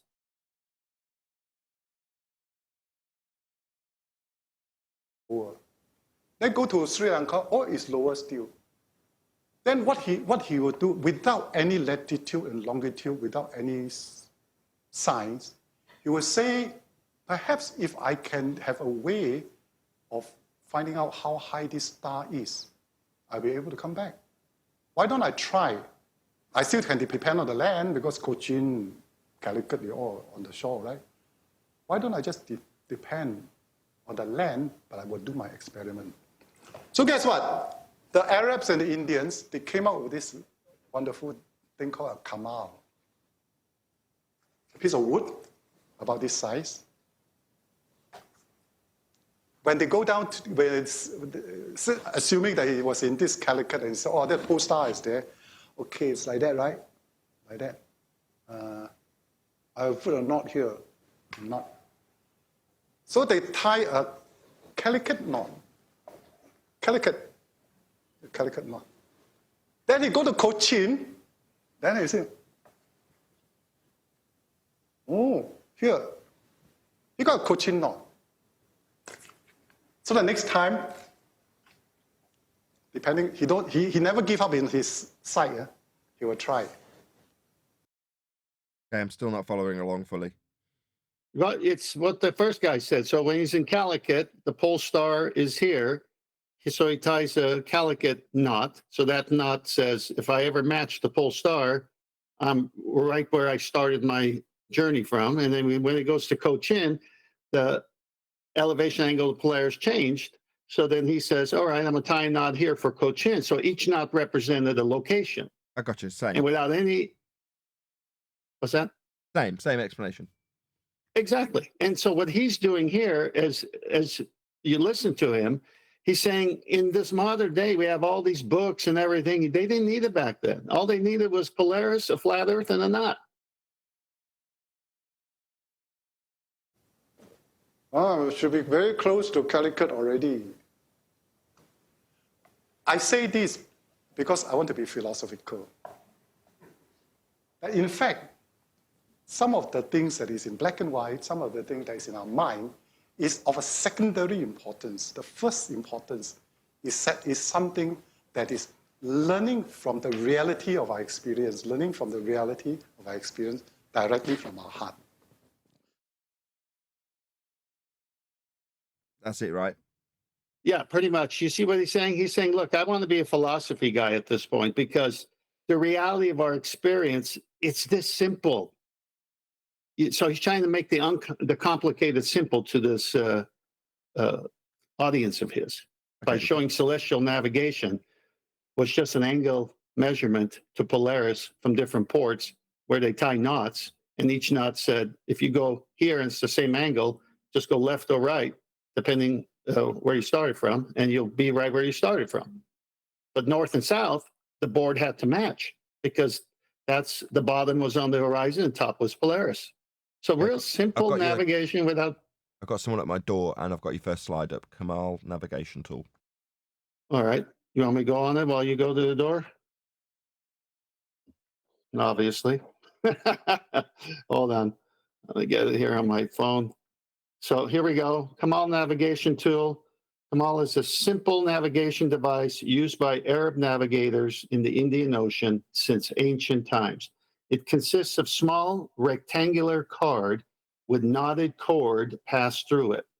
The purpose of the Kamal was to determine the distance between the horizon and the particular star at the same time each night. So obviously, nighttime is the best time for this tool because of Polaris, mainly.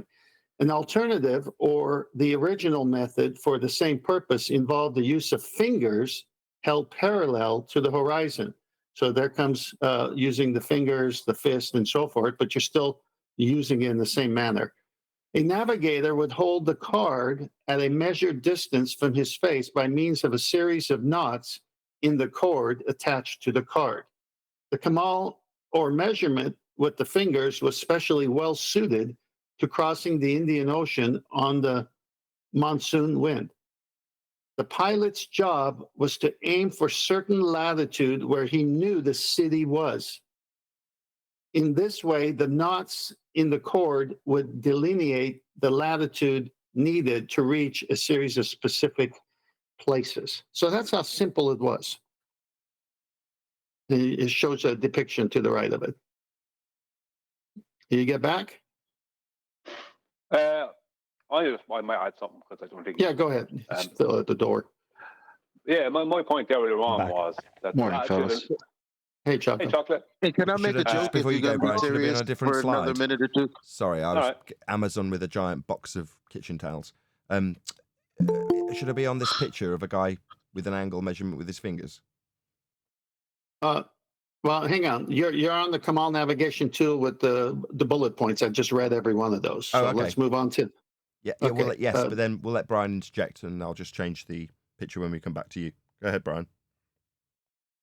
No, my point being is that what you must remember is you've been hoodwinked by the globe.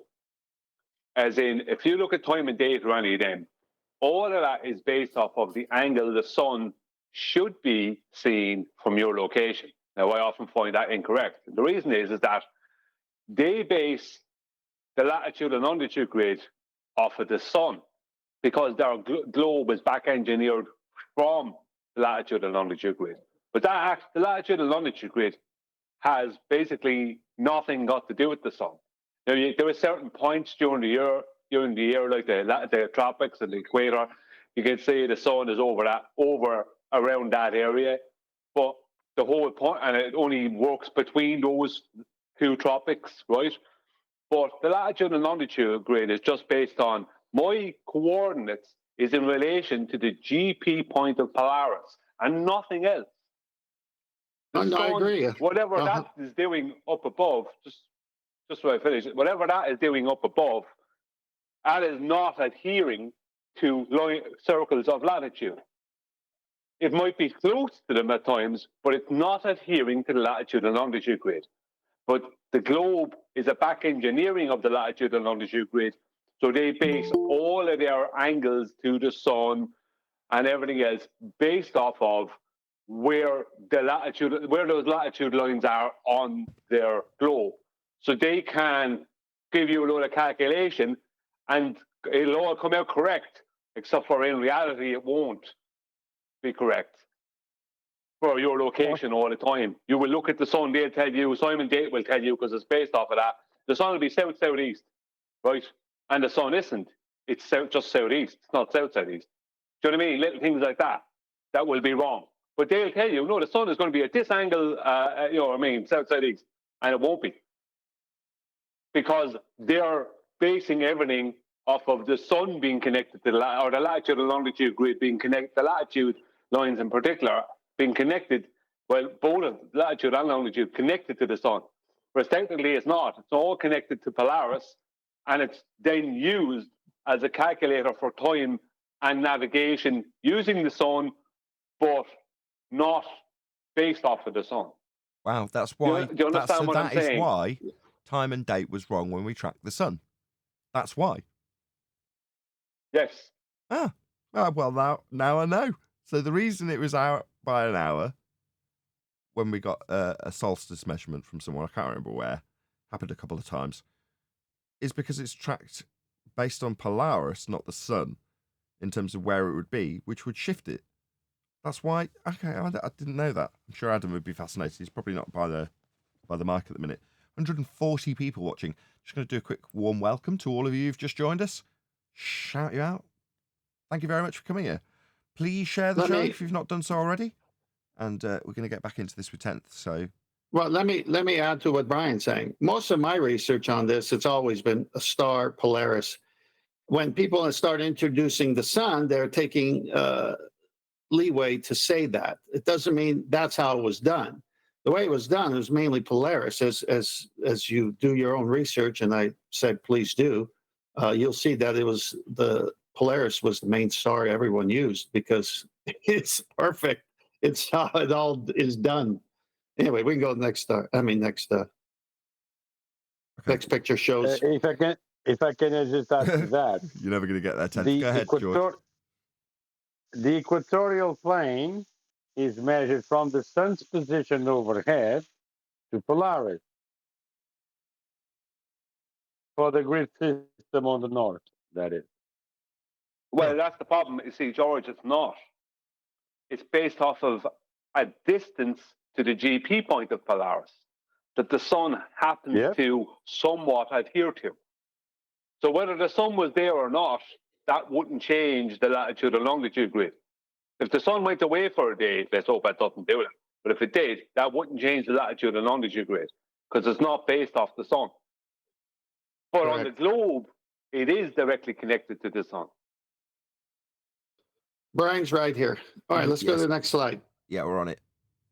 All right, so this one's a depiction of an Arab using the Kamal. He's got in his teeth the string with the knot going to that location. And he's got the bottom lined with the horizon and the top with the star. Next slide over, modern day guy doing the same thing. As you can see, there's two pictures of him. Does that look like a right angle triangle on the left with the blue water? Tiny, but Yeah, I mean, if you look at it, they're telling us you don't need a triangle. And here's you could see the depiction in the gray is Polaris at the end of the handle there.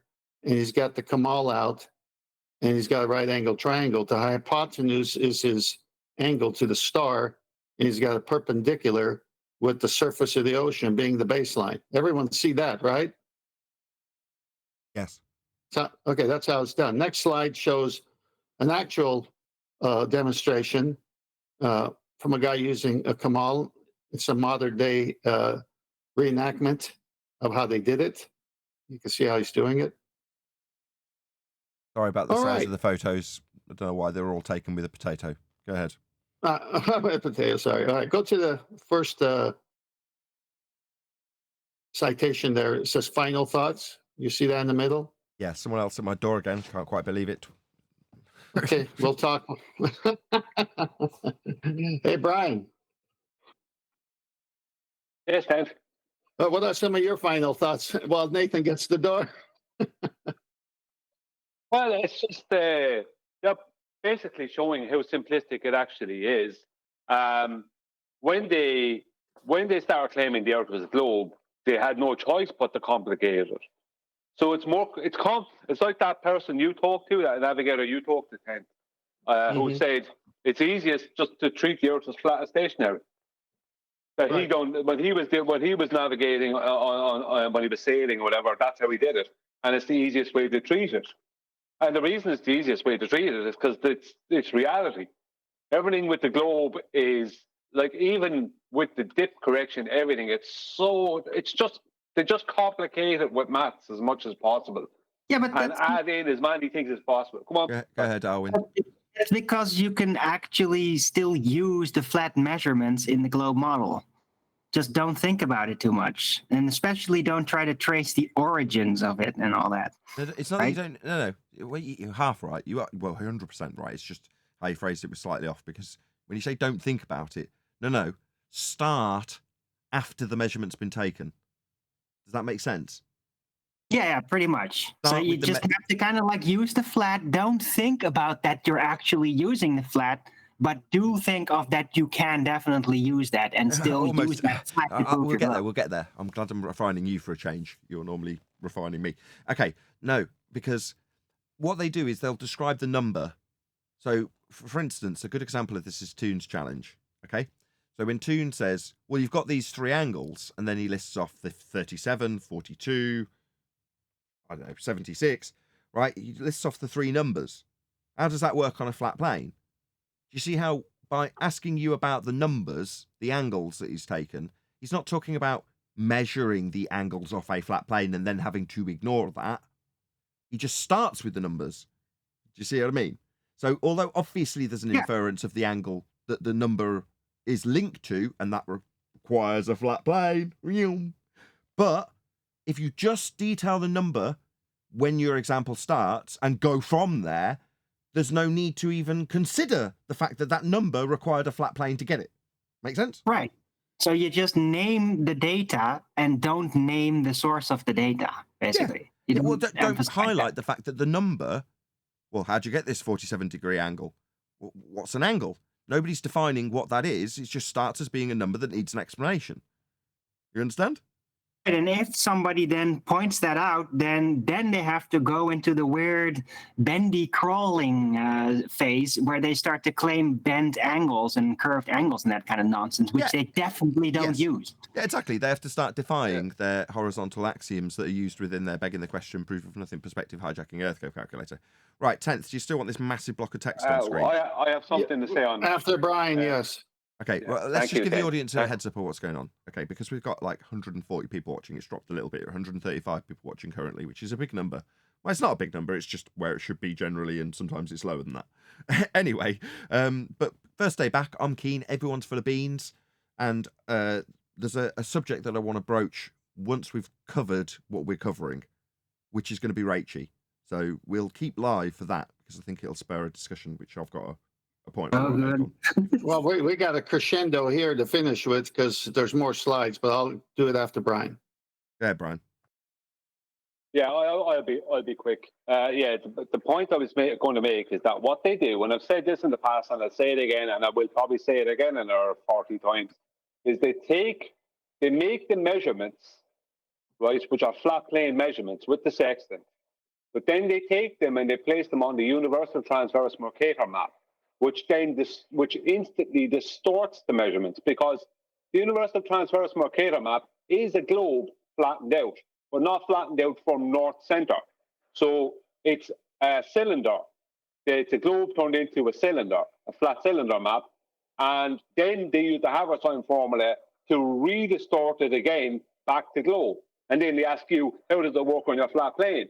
When all they've actually done is taken the measurements on a flat plane and then doubly distorted them, and then presented it to you and giving you the burden of proof reversal kind of thing. Yes, indeed. It's going to take at least 5 minutes for you to go through that, but we did on Friday's show. So check out, if this is 1963, it would be 1962, because Brian and I went back and forth, mostly me and my exemplary knowledge, let's be frank. But we went back and forth about this and discussed how the process takes place to convert from flat to sphere to cylinder to flat to globe with Haversine. There's a summary for you, eh, Brian? That went bad. Anyway, 10th, let's wrap this up. Well, hang on. Don't be so fast. This main body with the big text, you see where it says final thoughts, number 9 there in the middle? Yes, because I have Spidey vision and can read that small. Okay. Well, hang on. Go to the next slide. I'm highlighting the section above it. Excellent. See, I knew you had tiny vision, so I took care of it.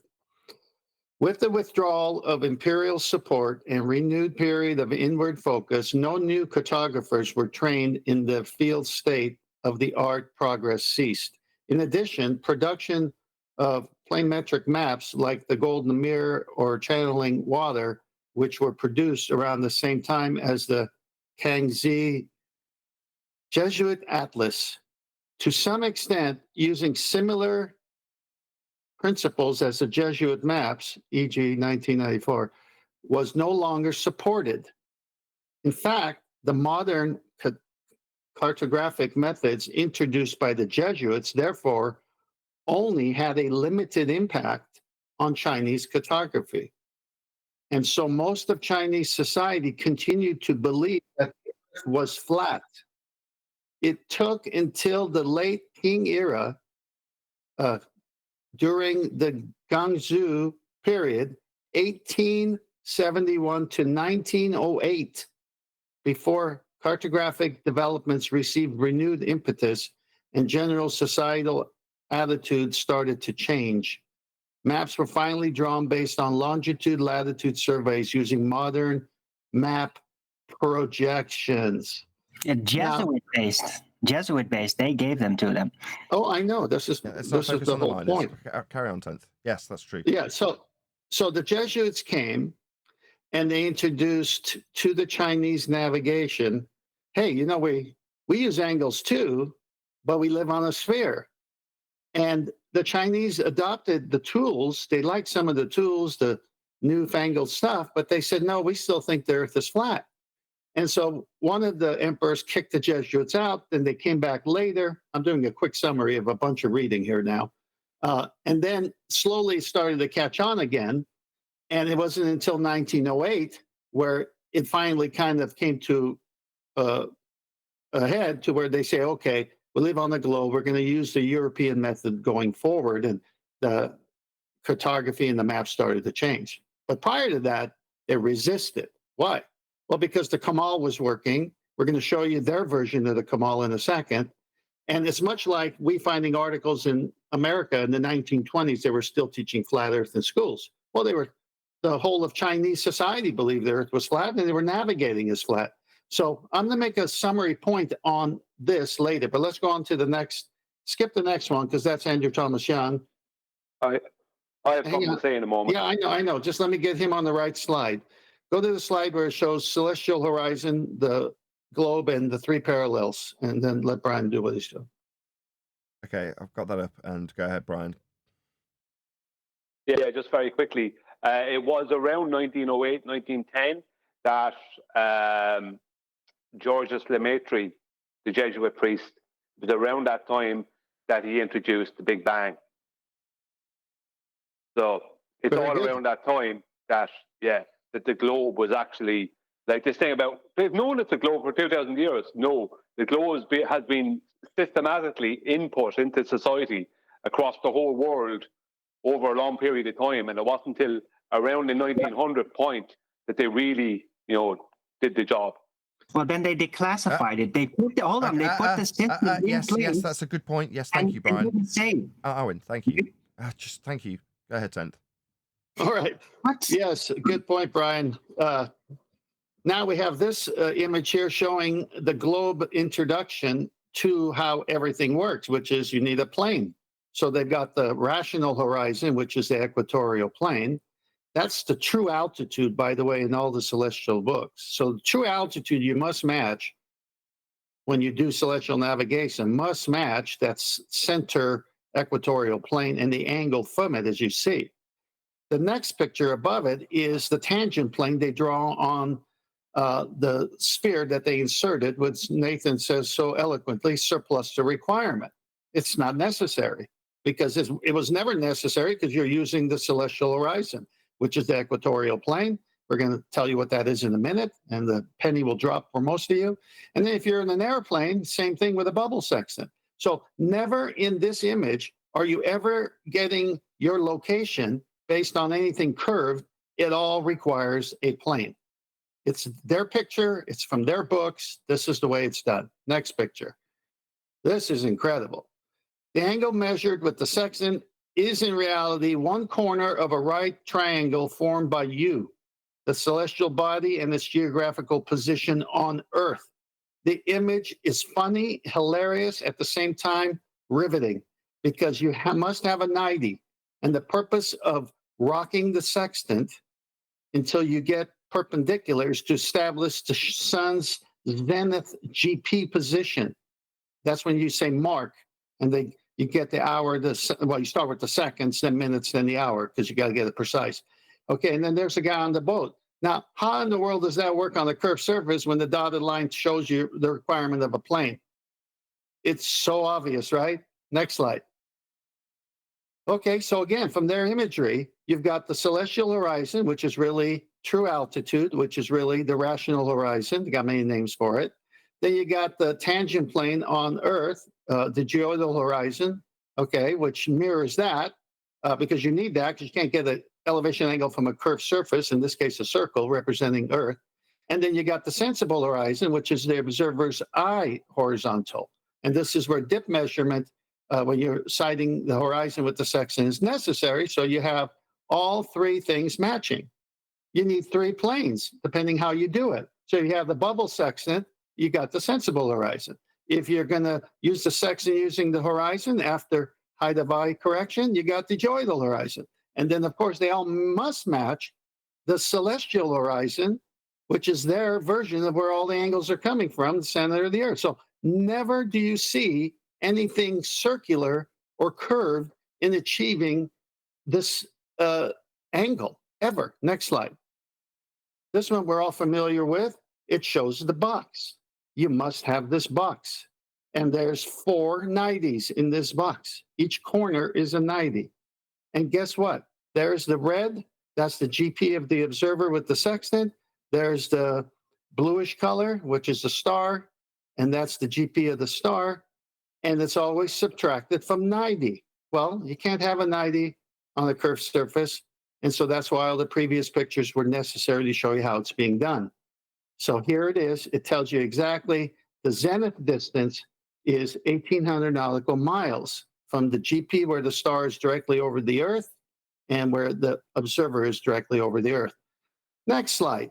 As we found out in the RA and declination, which is the equatorial mount telescopes, that they even require a disk, a flat plane. And here we got people, globers, who think that the equatorial mount telescope works from a curved surface. This is how it's done. Go to the citation right after that. I'll read it. It may be a bit confusing for beginners to imagine the celestial equator and the related declination. A really simple way to picture this is to replace the sphere of the Earth with a flat circular platform on which the telescope stands. The platform has the size of Earth's equator.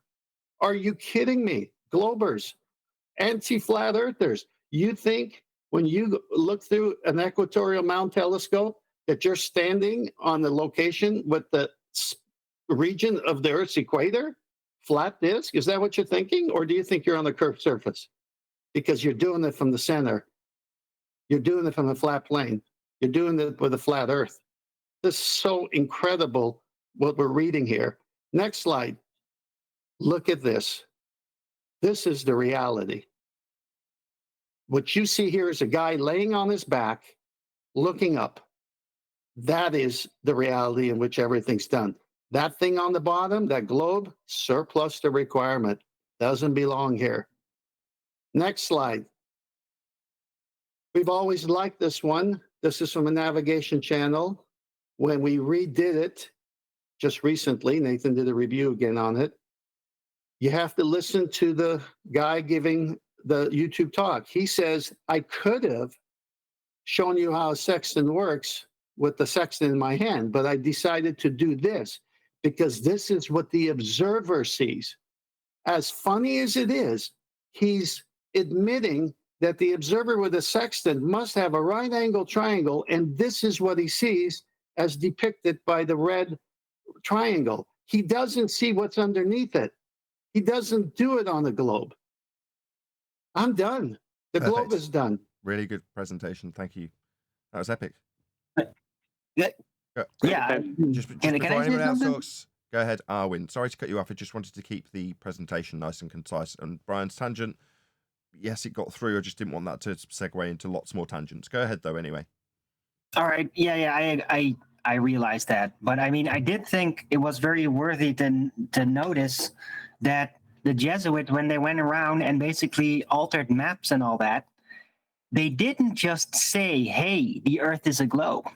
They just gave him these maps and like, this is how you're supposed to do it. And the people that understood it very well, they would have protested and said like, yeah, but you're suggesting like it's a globe. But they weren't really admitting it at the time. That phase came later when everybody had those systems. And then suddenly, oh, hey, it's a globe. It turns out it's a globe. Oh, look, all these maps really account for it being a globe, but they didn't say that as they were planting it everywhere. Not really, because I have citations where they were kicked out of China because of that, and they were saying that. So maybe some weren't, but they were saying it, and it says exactly in the citation. Or they figured it out. Yeah, but No, We're going to get into this. We're going to get into this agenda. wrangled angle in just a moment, because in the meantime, what we're going to do right now, a little bit unorthodox for this particular show, but as we've got over 150 people watching, what I'm going to actually do is suggest that if you'd like to become a member, this is what you'd get, because this is normally where I'd round out the show. I'm not going to, but I'm going to suggest that if you don't want to become a member and pay the expense of getting the show early, you can actually subscribe to my second channel. So that's the main reason for this plug. So if you want to catch up with what's going to be discussed in the next half an hour live, this would typically be part of the after show. So check out in the link below this video, the live stream that is, the link to Nathan Oakley channel, where for free you can get the Uncut and after show. And while we discuss Rache, this would typically be a discussion point that I would keep for the after show. But just as a taster, you can check out what the members get, because they get it a few days early, or if it's a weekend, maybe 3 or 4 days early. And yeah, become a member if you want to check out what's going to be discussed in the next half an hour. We will eventually transition to a short after show after that, but you as a live stream audience member currently will get to take part in what we would typically do as an after show, in the vain hope that you'll subscribe to my second channel or become a Nathan Oakley 1980 channel member. So that's just my plug for my own show, because there's 150 people watching, so why not? we're going to get into it now. So, Rache, that's the discussion point, because there's been a few people going by in the comments that are noticed, which is why I've kept us live, because it keeps it current as well. Because if I leave it for 2 or 3 days or more in the after show, for people who do subscribe to my second channel, subscribe today, or became a member just so they can check out this conversation if it prolongs beyond 2 hours, because I'm not going to let the stream go beyond that. It's current, right? So people are talking about a transition from flat earther to glober by a semi-prominent upward earth rising proponent in some instances called Rache. Now, she's come under the microscope from us recently because of her claims of upward rising earth, or at the very least her investigation into it. And from what or limited information I know about Rache, she likes to fight in the affirmative position to gain an understanding of the position when it's attacked, which is a wise and sensible thing to do. I actually did something very similar when I first started, by just doing the same with the commenters, as opposed to going out on the circuit, which takes a lot more balls. She's female, but there we go. Anyway, she's got a lot of tenacity about her, and I don't know anything about this situation beyond the commenters suggesting that she's transitioned from from flat to globe. Let's get it right way around. So, first and foremost, does anybody know anything about this before we get into it? I've already formed an opinion based on that limited amount of information, by the way, which I'll give at the end or somewhere in between. I Before we start, I had Darwin first. Darwin first. No, I got the same info. I didn't actually watch her latest stream. I heard she went on Fight the Flat Earth and basically sided with him or something.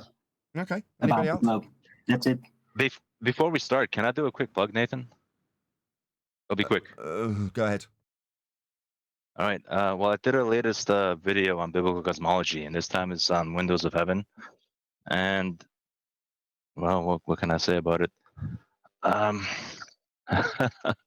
Let's see here. Right. So I did one on biblical cosmology and Windows of Heaven, and it's got some things you guys may not be aware of. So you guys should check that out. And I also do give a shout out to QE in this one, right? You're useless. Check it out where? On the Righteous War channel, which I'll post in the YouTube chat soon. Perfect. Okay. Okay, that's it. Excellent. Right, Arwin. What? Oh yeah, we already had Arwin. Who went after Arwin in terms of Rache and Flat Earth? We've had from you, Arwin, and I just want to say I'm not surprised. She might as well have been, because it seemed like I said, that whole argument her and Dale have is pretty much anti-flat Earth. I mean, if you ask me. Well, I have an opinion about her, but I gave you the data. This is all I got from my perception, because I have kind of kept track of her. I think she's just like this chronic fence sitter, and she just doesn't really come off any fence, but she might lean to one side or the other, and she really likes getting attention from either sides, like trying to convince her. And I think that that's actually what's driving her. I don't think she really Brian, tell us what's going on, Brian. Hello, Neil. In the middle of talking. Yeah, that was obviously the gap that you desperately wanted us to understand you sought when you were interjecting. No, definitely not. I was definitely well in the full flow of that. There was no way there was a pause. Go ahead, Arwin. I'm just saying, I don't think she really had a solid position, and where she drifts in the moment reveals that to me, that she doesn't have like a backlaying cohesion that she keeps following. She basically goes all over the place, and she entertains anything without any reservations. So I think she's a permanent fence sitter that's just playing around. Neil, that's my opinion. No, I'm saying I'm sure Brian knows, because he keeps in contact with us. So I'd like to hear what happened from Brian, not opinions. Well, yeah. Well, I did ask her on Discord. I haven't looked back in whether she has just switched over. But I know basically, well, what happened. I don't know if she's gone back to the globe. I didn't hear her say she had. I didn't hear any of that. But what I do know is that Rache, from the moment she got into this arena, I told her, don't listen to them. None of them are your friends. They're all deceivers. None of them are on your side, right? I said the nice ones are predators too. And what's happened with Rache is she spent all her time in this arena, avoiding us here and listening to everybody else, which is why she does so many little things that she missed. That's not true. Like when she That's not true. I've seen Rache in our chat plenty of times. What are you talking about? She hasn't avoided us. Yeah, but she's not. She's not in here. She was never in here. She's I see. She's not. She's not one of us. Yeah. I see. One of us. Not one of us. Always giving. Can I finish? Because I was asked. So let me finish. She's always giving time to the ballers. Now, I'm not saying every one of the ballers are bad people.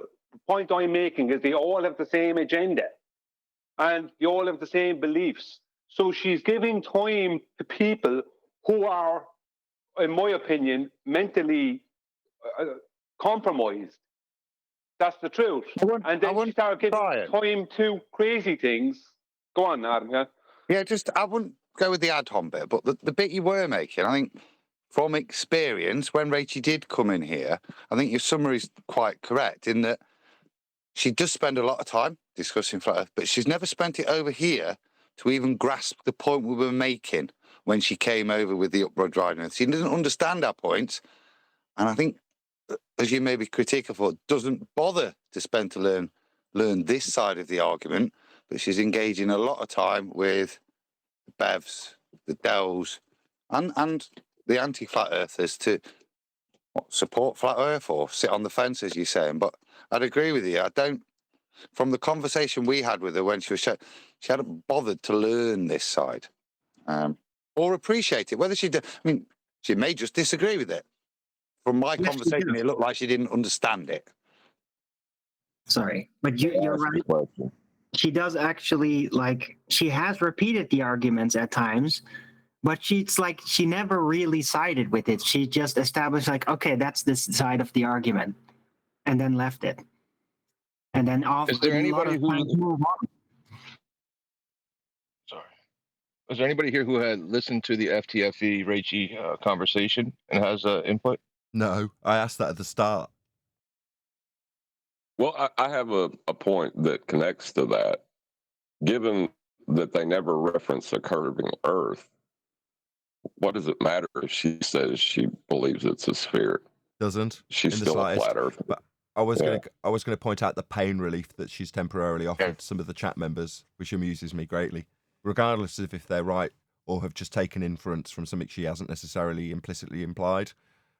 But there we go. Pain relief is there's a whole wave of it coming through the chat. You're like, oh, isn't that sweet? Oh, one person, according to them, transitions back and, quote, she's seen sense. Right, they're all elated about this. They're literally shouting from the roof, "We got one! We got one! Yes! A flat earther! There's a baller again! It's a miracle!" Yeah. God praise R. Right, to reiterate. So in the meantime, meantime, they got Ranty and Rache, but millions have come to flat Earth. I'll take those numbers. That kind of, I'll have to diminish that point now to reiterate John's, which is who cares? The belief of one individual in regards to a flat Earth is inconsequential to me. And when we have the constant morning discussion, which is recurring, about what does it matter to Neil specifically when he's like, when will the masses come? And I'm like, who cares? Well, in this instance, what happens if everybody deserts flat Earth for the globe? I would have the same attitude, which is who cares? It makes no difference. So while many would like to spin into the positive if we had suddenly a vast influx of people moving to flat Earth as a belief, I would say that was actually very negative, because having a belief in flat Earth, which may be the position Rache has found herself in, if she was, let's just take it as read that she has transitioned back. Well, she didn't ever understand that Earth is flat because she couldn't transition back. So therefore she was in amidst a belief. And if there were tens of thousands, if not millions or billions of people that were all under the belief that Earth was flat, I'd go, that's bad. Why don't they know it's flat? Because we do. And therefore it's inconsequential. I want John to reiterate his point because I'm going off the back of him with this. It doesn't matter if there's a bazillion people coming to flat Earth or one in this instance leaving. What difference does it make? We know it's flat. We know how we can show it to be flat. Right. Go on, John. Right. And even the ballers are flat earthers. They just deny that in their dogma. They never reference a curving earth, ever. It is never in reference to a curved surface. So they're still flat earthers. I agree with Even John. when they want to say it's the ball. Perfect. Sorry, Thank you, John. I agree Go with ahead, John. John. That was the whole point of my presentation, showing that they use flat surfaces. So yeah, but that wasn't my point in saying millions are coming. They're coming because the deception is being shown to them of the globe Earth. They're not coming to flat Earth like, oh, okay, it's flat. No, I've been lied to, is what they're saying. That's a wake up call, and that's what I like. Well, maybe. I can kind of agree with you from the sentiment of the people around me, which is to say that many of the people who argued in my family specifically, let's say, about flat Earth previously, because they were so indoctrinated with Big Daddy government, and now people have been softened up and are more receptive because they go, oh, well, if I've now appreciated that I've been lied to about X, then maybe I should reconsider Y, where I recently braced against it, because all things are true that come from the higher powers that should not be. Now, when they start to recognize that they maybe should not be, they'll question other things that they braced against. So, yeah, that alludes to a softening up of the population. But again, that's true for anything deceptive, not necessarily just flat Earth, or specifically more likely flat Earth. So, again, in that regard, I just want to go back to John. He's saying no matter what side you sit, there's a certain level of appreciation. Now, earlier in the show, we were talking about the level of appreciation for cutting off at the knees arguments that move beyond gas pressure when you're talking about gradients, and arguing the toss with their rebuttal when you just need to point out that you need a container and stick with that. Well, that sort of advanced level argumentation is where John's disseminating to the audience how a glober requires a flat plane, and ultimately would mean that their decrying of a flat plane is a denial of a very key aspect, foundational in nature, of their own globe faith, which is based on a flat plane. So it is inconsequential. The further your knowledge base goes, it might be that if you want to be a conspiratard and look at this in a more jazzy, sexed up light, that the people who are alluding to it being a globe and protecting it, the Knights Templar or the Jesuits or whatever you want to, the Illuminati, you say that those guys knew every step that we're disseminating now, which is to say that they would allude to it being a ball because they knew it was flat and how it's measured and described as being a ball. Therefore, they have the hidden hand aspect of knowledge that lets them know, unlike the populace, the general great and washed, that it's not actually a ball when they say it is, and without feeling like they're lying. Because for you, the mere peasant that understands we're standing on a spherical surface, you are, with respect to the stars that have been transposed from the flat plane angle measurement out to the ball we're standing on in your mind, so you can understand, peasant, how the stars work. You are standing on a ball. But they understand it's flat like we do. Now, the ballers don't understand that, but they're the peasants in this example, aren't they, John? Yeah, if you wanted to take that route describing it, yes, they would be the peasants in that. Hey, I want to say this. I'm gonna end it with something I'm gonna say that y'all may not agree with. The populace, I ain't gonna say the populace, I say that maybe the majority are globers. Okay, let's say in society or whatever, because of the indoctrination, right? And that is already, we have exposed it numerous times to be a ridiculous dogmatic belief with measurable, navigable, and observable evidence and proof, documentation, even from their own sources, even from their own origins, everything that 10 says, everything, it's all substantiated. Rache supported Dell on something that was considered ridiculous, absurd, and just profoundly preposterous on both sides, to the globers and to the flat earthers, who were the successful, maybe the minority, who knows? Maybe there's some people in the closet that don't want to admit it. We ain't going to talk about the stats, but we are the victors in this whole thing. So you got to understand where she's coming from. And then to be put on a stage of humility by her own peers on her stance and belief of this earth rising, it could be something of a vindictive way, or like Neil said, oh no, Aaron said her fence bouncing. So she's looking at it for her own dignity. Where does she go to? Being with the Earth rising has been, I would have to say, it has been quite humiliating. To go back to the flat Earth and concede and admit that she was wrong, maybe she didn't want to go that way. So she's leaning on that globe side because that is still considered the most, I'm not going to say popular, but the most known, normal way to go. So it kind of takes away from that humility forefront. So I mean, that's how I'm looking at it. Who cares? I know. Yes, thank you, I Dean. view it different from talking to Rache. I know for a fact from talking to her, or when I was talking to her on the show here, but privately as well, she didn't understand her own claim concerning the upward rising Earth. A lot of people do this. They have an idea about something. You see it with the ballers all the time. Like at the moment, for instance, for an example, at the moment, I have a load of the ballers, including well-known ballers, trying to add perspective into their model. Right? Because in reality, perspective exists, right? Now, the same thing was happening with the upward rising Earth thing with Rache, where she didn't understand the implications of what she was claiming. And there's other things. I know she doesn't understand air travel. I know she has never really researched that. I know from questions I've asked her. So the thing about it is, Rache, when she got into this, she researched Einstein and Newton and everything else, but she didn't research the things that actually proved the Earth to be flat. So she probably has nothing that she could say as a proof that the Earth is flat, other than the fact that you see too far for the Earth to be a globe. So, like, I mean, no matter what way it is, if you switch back to the globe now, you'll never be able to sit there. I'm not saying she has, because I don't know if she has, but I'm just saying if she did, like Ranty, there's no way Ranty can look out at the horizon and go, it's a globe. Ranty knows he can't say that to himself. He can't do it. Jose JG can't look out at the horizon and go, it's a globe. He can't do that.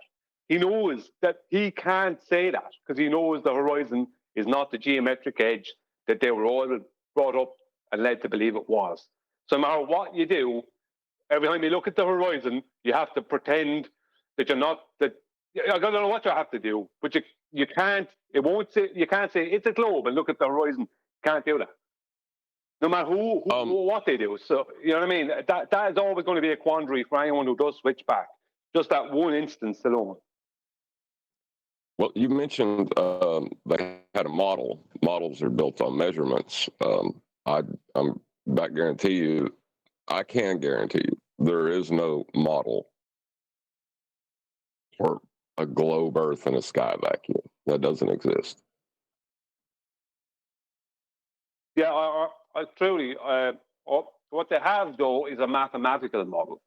So when they say the globe model, they're talking about a mathematical back engineering. Nope. No, they don't. They don't have that either. They lost that. Did you ever see that model? What did you say, John? They lost that. They lost angles from a flat plane. They don't have. Yep, but that doesn't change their model being a mathematical back engineering from the angles from a flat plane. That's my point. Right, but it doesn't make it a globe model. Well, mathematically, their model is a globe model. No, but in reality, their math doesn't fit reality. You know what I'm saying? No, it's not a globe model. They're tricking you. There's no mathematical model of a globe either. Well, there's an 8 inches per mile square drop model. That's and a based on radius what? of 3959 model. That's based but it's on my what? point.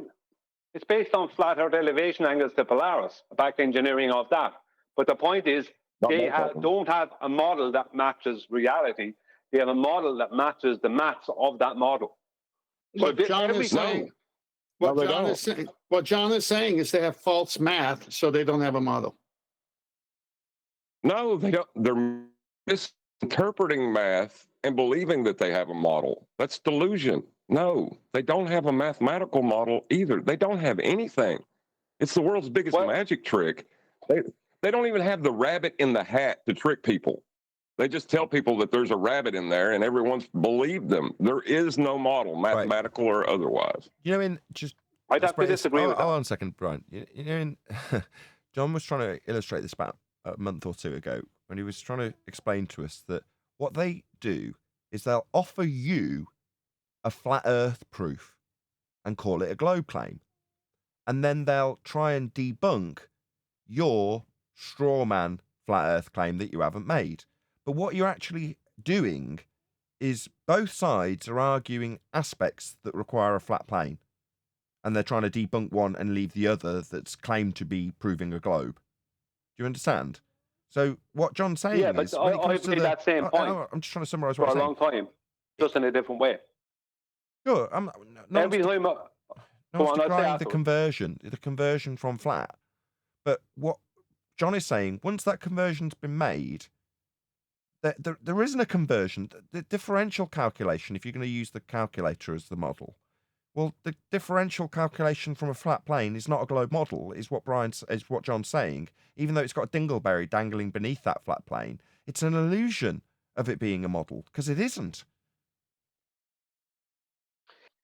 Yeah, but I said in the past many times that their whole globe model is based on the hijacking of real-world optical and natural effects. That's what they did. As an example, their force of gravity, they had to hijack buoyancy from 900 years before anyone even came up with any ideas about a force of gravity, or claimed to have come up with it, because buoyancy debunked the force of gravity. So what happened? Buoyancy was caused by a force of gravity. They just hijack every single thing that's real, and then they reverse the burden onto you and hand you some straw man nonsense, right?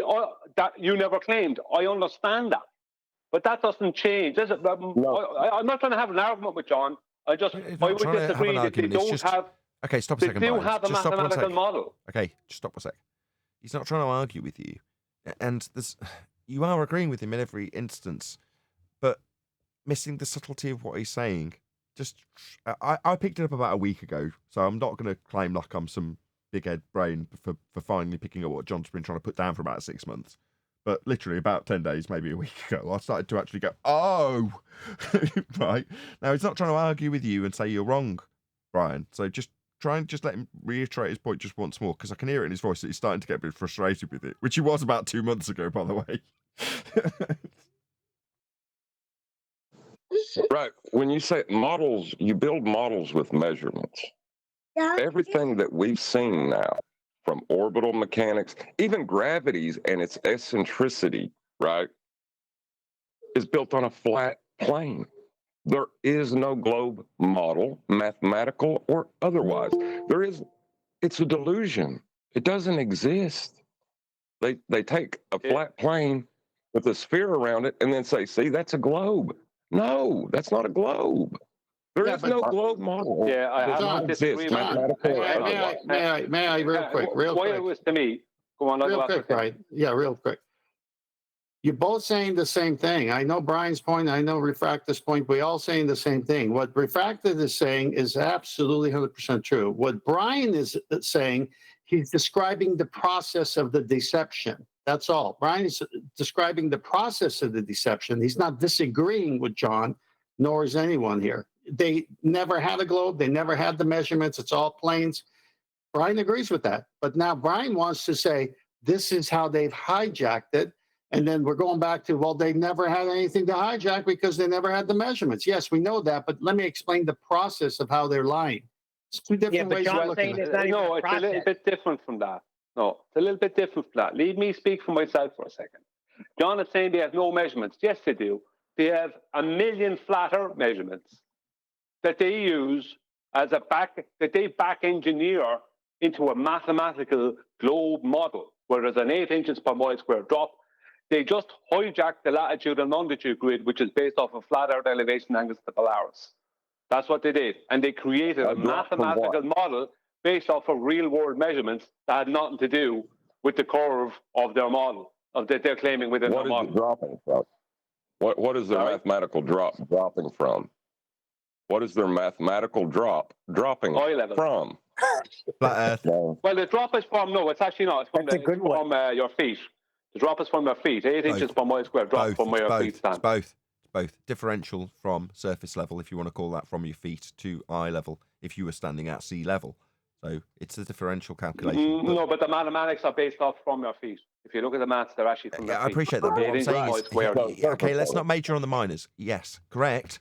But the point is that a flat Earth is required, and that's John's point. But you're now majoring on the minors rather than letting John now focus on that and let it be the point. But didn't I make a 40-minute video? I don't know when it was. It's not going. Hang on, didn't I make a 40-minute video on the origin of their radius? Yeah. Which is the hijacking of flat Earth elevation angles to Polaris. Yeah. John is making a point to me that there isn't a mathematical model, and I disagree with that. Because I can show it to him on the so-called metabunk. Let me have a try. Let me just try You it for can a second, show me John, and then go ahead. Paradoxically, if you're going to describe how you're standing on the surface of a sphere that derives its measurements from a flat plane, then to say you're standing on the sphere is in direct contravention of the measurement you take in the first instance to derive that concept. Therefore, to say you're standing on the globe model, if I'm begging it so it's in your favour, Brian, so it does exist, then that paradoxically only exists from the flat plane you took first. But that is where John steps in and goes, well, that means there isn't a globe model at all because your first measurement is flat. Therefore, it cannot be a globe model. To start with anything other than a measurement of a sphere means you haven't got a sphere model to be basing it on. If your measurement starts flat, it isn't a globe model. Yeah, well, I'll have to use Anthony Riley here then. In maths, I can, if you have 2 apples, I can take 5 apples off you and owe you 3. But in reality, and you will have -3 apples. But in reality, that doesn't fit. So that's why I use the term mathematical model, because their model mathematically doesn't have to fit reality.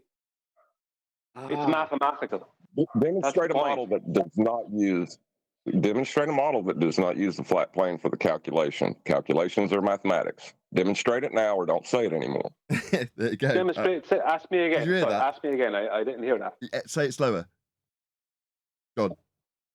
Right now, present a model that does not use a flat plane, right, for its calculations. If you can't do that, there is no model in math. But a mathematical model doesn't have to adhere to reality. Well, then what's the point in it? When we were debating about... Hold on. You can't descend it into that, But Brian, that's my point. Hold on. It's not a point. When they're our opponents arguing this as a point of contention about reality. So to descend it into, well, the mathematics of a globe are just a folly that aren't detailing reality, is to descend the argument into the point of absurdity where, well, we're just arguing about pointless nonsense maths that don't have anything to do with anything, when in reality we're debating about the nature of our existence, Brian. Come on. Yeah, but that's not my fault that these people believe a mathematical model to be their reality, is it? Right, demonstrate the mathematical model. Okay, John. Just one second. Present it. Leave me. Present it. One second. Don't say Hang it. on. Present it. Leave me say it to Nathan. What I was trying to say. It is that stupid that we're arguing with people over their belief in a mathematical model that doesn't comport to reality. I'm sorry, but that is where we're at. Of a flat Earth, though. We've Not always a flat Earth you model. keep That's saying John's it. point. Present Hold on, it. Brian. John's point is that that model you're saying is a globe model that they're saying comports to the reality of their globe world. Isn't. It's a flat Earth model, if you want to call it anything, because it's starting with calculations and measurements of a flat plane. How can you call that a globe model? I want to stick with this, John. John, let John go. I'm putting a buffer between the two of you. Go ahead, John. Right. You say that they have a mathematical model, you need to present that. That is a positive claim that's of existence. Now we need to see it. But it can't be calculating things from a flat plane or measuring a flat plane. Those are not globe models. I can present it. I can present it right now. And I can present it in diagram form if you want, or I can just tell you what it is. It's a circle. That's all it is. They hijacked the circle. No. That is what they did. You can't I just say showed a this circle. before. That doesn't make sense. No. Hang on. Their mathematical model is just a circle. It's all starts and ends with the measurements that it's back engineered from are real world flat earth measurements, but their mathematical model is just a circle and derivations of a circle. That's all it is. Their whole model is a circle. From the inside of a circle? Yeah, flat 2D Is that what you're circle. saying? Just Flat 21,000. Yeah. When they converted from statute miles to 69.04 statute miles to 60 nautical miles, right? That was a flat plane conversion because statute miles are horizontal straight line measurements, and they needed them before they could know what a nautical mile was. But as soon as they derived the latitude and longitude grid from Polaris, flat Earth elevation angles to Polaris, and they had a measurement in nautical miles, they just hijack, because the problem is nautical miles are what? They're based off of degrees, right, on the arc scale, right?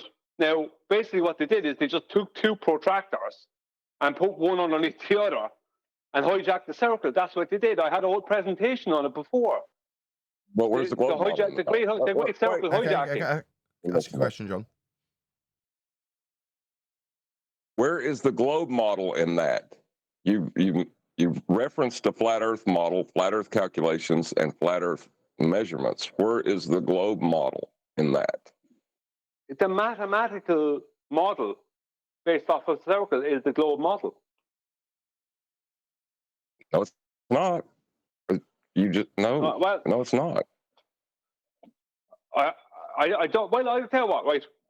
I see what Adam or if QE's here or someone else wants to have a say, because I can't see how I'm wrong to call what they believe in a mathematical model. That's the only way I could describe it. Otherwise, what is it they're believing? You can ask does mathematics have to adhere to? Does mathematics have to adhere to reality? Now, I'm going to go quiet and see if someone else has something to say on that. You can ask me. Yeah. If I say they have a mathematical model, is that incorrect? Yes. Why? Well, you see, 5 years ago, I told them they don't have a model at all. See, you need them to have a model because you need to deconstruct it. That's your mission in life. You do a damn fine job of it. But there is no mathematical model. There is no model. There's nothing. But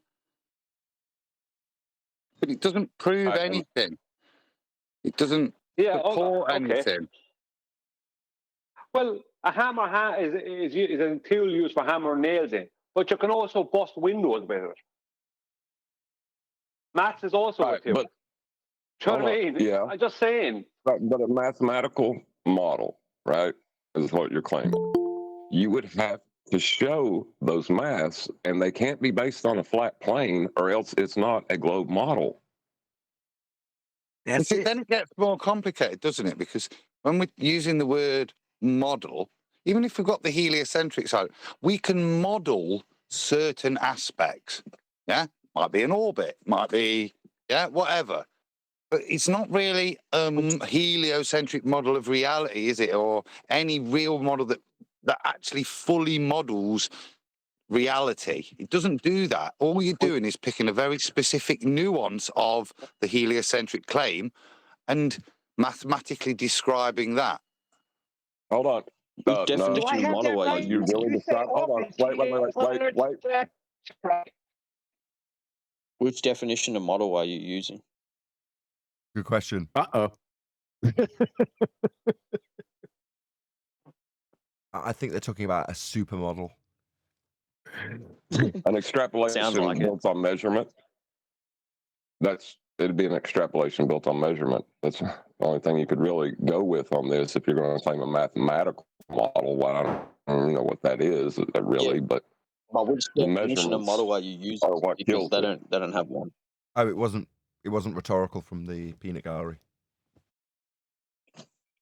That's why I had said in my metaphor, they found a Clydesdale and claimed that it was a polka dot Pegasus unicorn. They can't find the horn, that's the curve, and they can't find the wings, that's the atmosphere and everything and the gravity.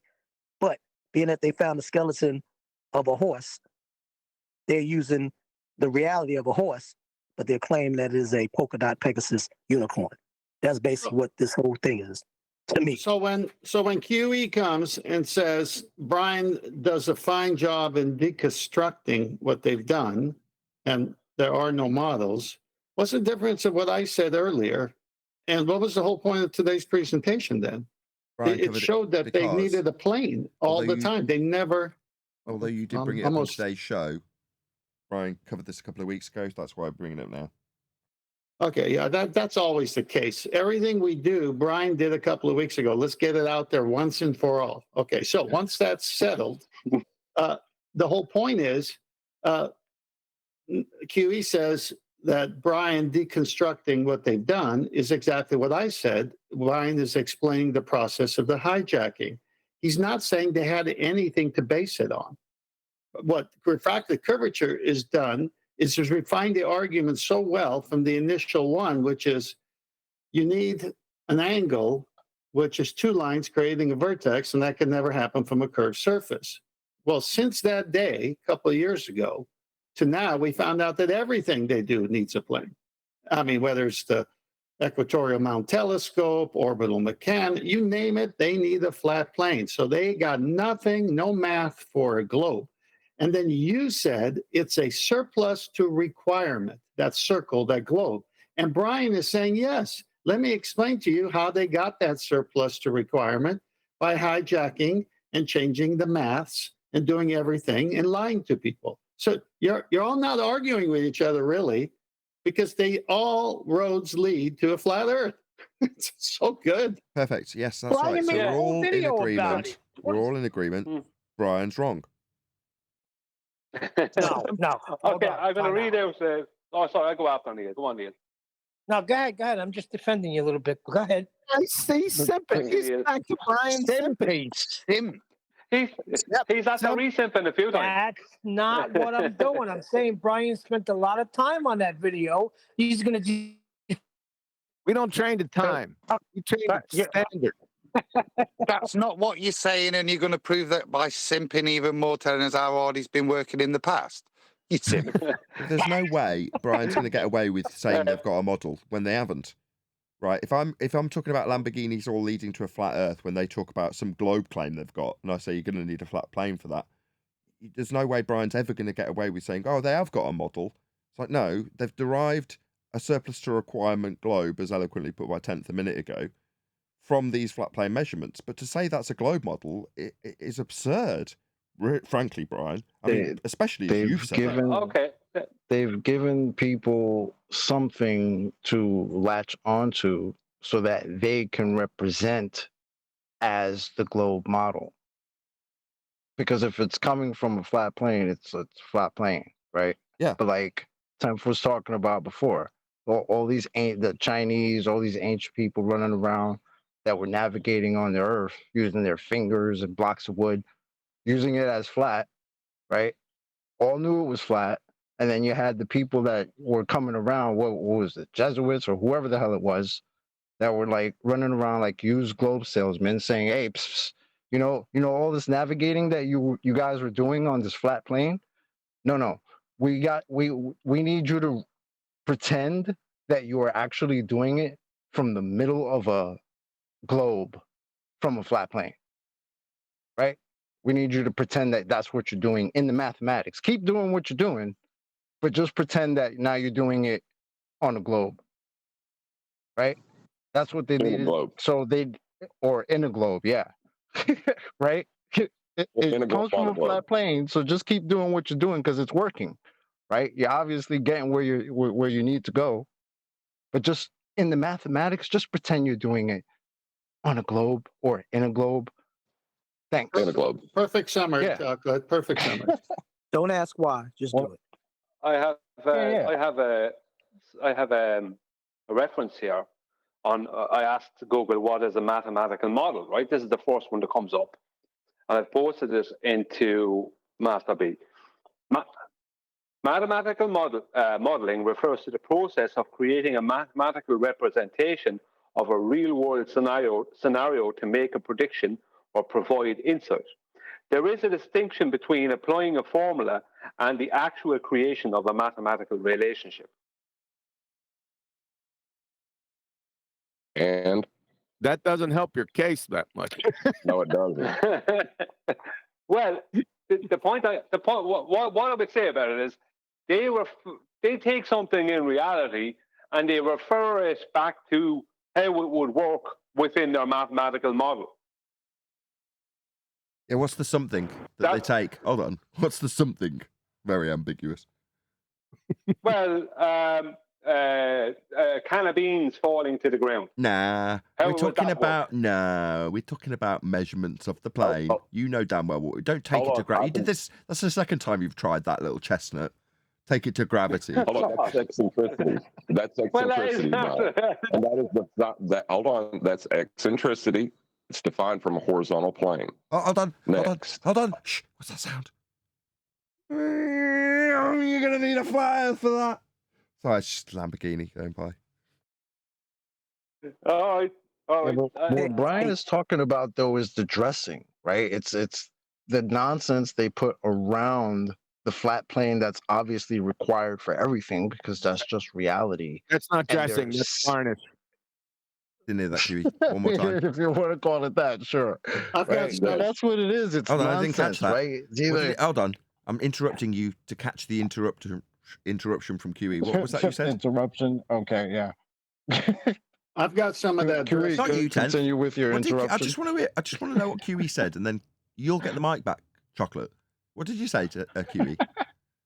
There is no dressing. It was just garnish applied to a conjured friggin' numpty dream. Oh, you mean I stopped Chocolate in that absolutely epic rant for a bit of colour commentary repeated? Well, that's my bad, Chocolate. I'm so sorry. Go ahead. No one said garnish. I said garnish. Yeah, we have two varieties of garnish for you. We either take a little globe and put it under a flat plane like a little dingleberry, or we put you in the middle of said globe on a flat plane, and we call that the equator, right? So that's the, you want to call it garnish? Yeah, that's the garnish they put around the flat plane, which is the actual meal that you need to eat, right? That's what Brian is talking about. There's something they have to say is a globe model, right? It's not really a globe model, but their whole shit is based on, you can think of it though as it is, right? All their shit is based on that. Everything is the opposite of what it actually is. Just think of it like that. It's not flat. It doesn't look. It looks flat, but it's not actually flat. It's a curve. It's look, right? That's their whole fucking thing. But none of this has demonstrated a mathematical model yet. We're still waiting on that. Right. And what I want to ask is this: being that John has established that everything of the globe, this globe non-existent model derived from elevation angles off of a plane, a flat plane, and the measurements of the flat plane or any kind of measurement or calculation mathematically is what substantiates something that exists. Would it be fair to say, not talking about that dumb flat earth society crap and that Dave Weiss this pizza pie crap, but would it be fair to say that there is a flat earth model? Just question. No, not one model. You would never be able to represent reality with one model. There's several hundreds of maps and models, but there is no true, there's no way to truly model it. No. I have a image in Master B from Andrew Thomas Young that pulled a final candle on this. May I read it? You got it shown, Nathan? Oh, you went for a coffee break. It was the perfect time to go for coffee. Yeah, it's a good time for coffee. All right. Well, I wanted to show it, but I'll just read it. Calculating atmospheric refraction. All the discussion above deals with plane surfaces, but the Earth isn't flat. To deal with refraction in a curved atmosphere, we have to introduce some geometrical considerations. Which we have, thank you for the chorus, which we have been put on a separate page. So this is a clear demonstration of what John's talking about here. Andrew Thomas Young does refraction studies knowing he's used a plane surface. And then he follows it by saying, and I ad lib, well, it doesn't match the globe, so I'm going to give some geometric considerations so I can have a curved atmosphere, so I can have a curved Earth under the curved atmosphere. But where did he get it from? As John says, he got it from the plane Earth. In fact, Andrew Thomas Young says he got it from the plane. But Earth isn't flat, so I got to change it, which is Brian's point, to fooling all of you to think there's a curved atmosphere. And if there's a curved atmosphere, there must be a curved Earth under that. But you got to go to a separate page for that. It didn't come up from my initial findings from the plane that I got all the numbers from. That's the okey doke. Right. Well, but see, when you go to that Earth curve calculator that he's going to apply his atmospheric refraction in, you still have a horizontal plane called surface level in that math. Well, he's already admitting it. So, it's a plane surface when he got it. It's a plane surface afterwards. Well, it's a plane surface where he done his studies in refraction, and then it's also his geometric considerations come from a plane surface. So there is no geometric considerations that give you a globe. No, there's no way around it. That's false. You're just wrong about that. Yeah, but my point is that what they believe to be the globe is only maths. That's all it is. And maths does not have maths don't have to adhere to reality. Geometric horizon only exists in the math. Yeah, to have a globe model. To have a globe model, you would require a globe. If you don't have a globe, then you can't have a globe model. That's correct, but the geometric horizon doesn't exist in maths. It exists in the mislabeling of mathematics. It's slightly different. Which I said was false math earlier. Well, then there you go. Yeah. That's the okay. So there is no math. That's the trick. Yeah, but everything works out mathematically for them on the globe when they refer to their own maths for the globe. No, you know, no. That's the point. No, everything works when they refer to their own maths. But when they refer to their own maths at the end of the whole process, even if they're using a flat plane within that process, at the end of the process, it all works out perfectly for our globe because the maths they refer to, right, were maths that led them straight back to their globe. It's like when McToon, just give me a second. Like earlier we were saying, what McToon and all the rest of them do is they talk about the real world, they avoid the real world measurements that happen with a sextant, right? The distances and the circles of equal altitude, and they take all those real world measurements and they place them onto a universal transverse Mercator projection, which is a cylinder, a flat cylinder of the globe, mathematically, and then they use the Haversine formula to turn it back into a globe. So that's double mutation of your original measurements. And then they ask you, how do you explain it? Do you know what I mean? Just like they do. You started out with a flat plane. You used math from a flat plane to calculate an arc in the sky. You know, the math requires they're hijacking a flat reality. plane, Exactly. so there is no mathematical model. But the hijacking reality, that's the first step. Okay, they need maths because maths is a language to describe. They're describing a belief system. That's all they're doing. Yeah, I can't disagree with that. I'm not disagreeing with that. But what they do. They have a belief system. So maths is a language to describe. So they use maths to describe their belief system. Belief is accepting something as true, especially without proof. They already don't have any proof, Please so they point need to the maths to. mathematical. Right. Point to the mathematical description of a sphere within their mathematics. A curved surface. Yeah, I will. In their Yeah. mathematics. Point No, to but that's that. all they have. That's all they have to lean on. They don't have any. This is why I said there's no observation known for man that will indicate that the Earth is spherical, right? So they don't have anything apart from a language to describe their belief system and indoctrinate you into believing the same thing as them through the maths. But no, the maths does not use a curved surface. So when you say all they have is math, they don't have that. They're tricking you guys. I don't know how. No, but I keep pointing it out, and No, never mind. I'm just not doing it. No, you did No, but it. that's You're making saying- They're not tricking me, John. They're not tricking me at all. I mean, I was pointing out that they were hijacking these things, I don't know how long ago. They're not tricking me. The point I made, you're trying to say is everything they do mathematically ends up recording a flat plane. Yeah, because they need to hijack reality within what they're doing. But they always end up back claiming a globe because they believe that they are on a globe, because everything they go, how does this work on my globe? This is what goes on in their head. How does that work on my globe? They're not dealing with reality. There is no globe. John, what you're saying is like going back to your kitchen. So I'm going to build a globe model.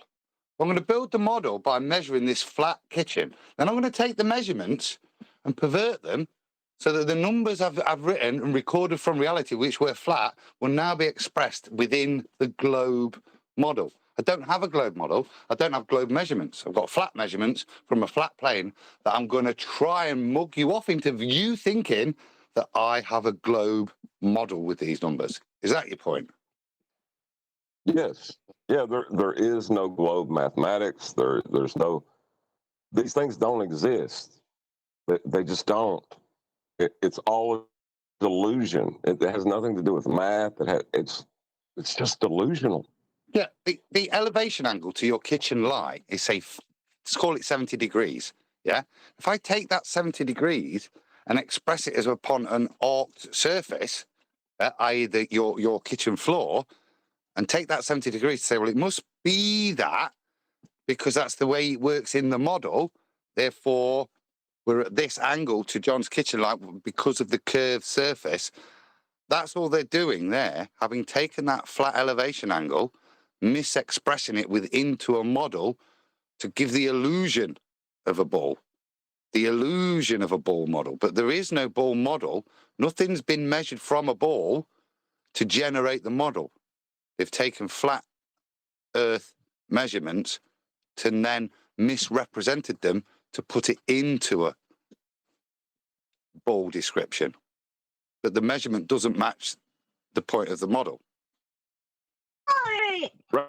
Even the calculation itself is using my flat floor and calculate that too. You know what I mean? So it's just delusion. No, that's what I'm saying. The flat floor is what we take the measurement from to describe how curved the floor is once we've taken the measurement. Yes. Right. That's delusional. That's all it is delusional. Of course it's delusional. Yeah, no one's It's the disagreeing with entire notion that we live on a ball spinning around is delusional. So Yeah, but John, you're both right. I understand where you're both coming from. So I don't really see the disagreement. What's wrong the here, problem isn't understanding. The problem isn't understanding where they're both coming from. That's not the issue on the table. The issue is it a mathematical model that they're describing? So what's a mathematical model? Brian just defined it, didn't he? Yeah. I mean, I can't disagree that if this mathematical model has to adhere to reality, then it's no, they don't have anything. But again, on the other side, it does, because that's when your first Google search brought up. It said mathematical representation of a real world scenario. Yeah, that's the problem. So they don't have anything if it doesn't adhere to that. But it's not a mathematical model. But what's the real world scenario as well in that case? Yeah, Where's the real world scenario it's copying? Well, it's a hijacking of perspective. So not a real world scenario then? No, because in the real world, that's when they say, oh, we'll just pretend that this is a flat, non-rotating plane, right? So you don't even really need it in the real world. Can't pretend. But then again, we don't always have to work at the really is level, do we? Yeah, that's not You pretend. don't need to pretend. Real world scenario. You can pretend if you want. Well, you can pretend because you have to have something to deconstruct. So you need them to have a mathematical model because it justifies your existence. He's calling you Anthony Riley. He's saying that you have to beg the question. They don't have a mathematical model. You missed the slight. Go on, Nick. You missed the insult. He's like accusing you essentially being Anthony Riley and saying, in order for you to have some purpose and existence, you must beg the question on their behalf. That's why you're defending their having a model when they obviously don't. Yeah, I just ignored that. I did not see it or not notice. I know. I'm well aware of what has been said to me. No, okay, I concede they don't have a mathematical model. But I must then refer to Anthony Riley, right? In maths, mathematically, if you have only 2 apples, I can take 5 off you and leave you with -3, mathematically. So how trustworthy is maths? If that can happen mathematically. It's all context-based. Mathematics, actual mathematics are context-based. Right? Yes? Yeah. But he got it. As soon as I said justify his existence, he started snickering because he knows I'm exactly correct. Anthony may not take it that easy, but I accept. Yeah, okay. I like to deconstruct their nonsense. I admit. I enjoy it. I enjoy it. That's how I get my own back on them.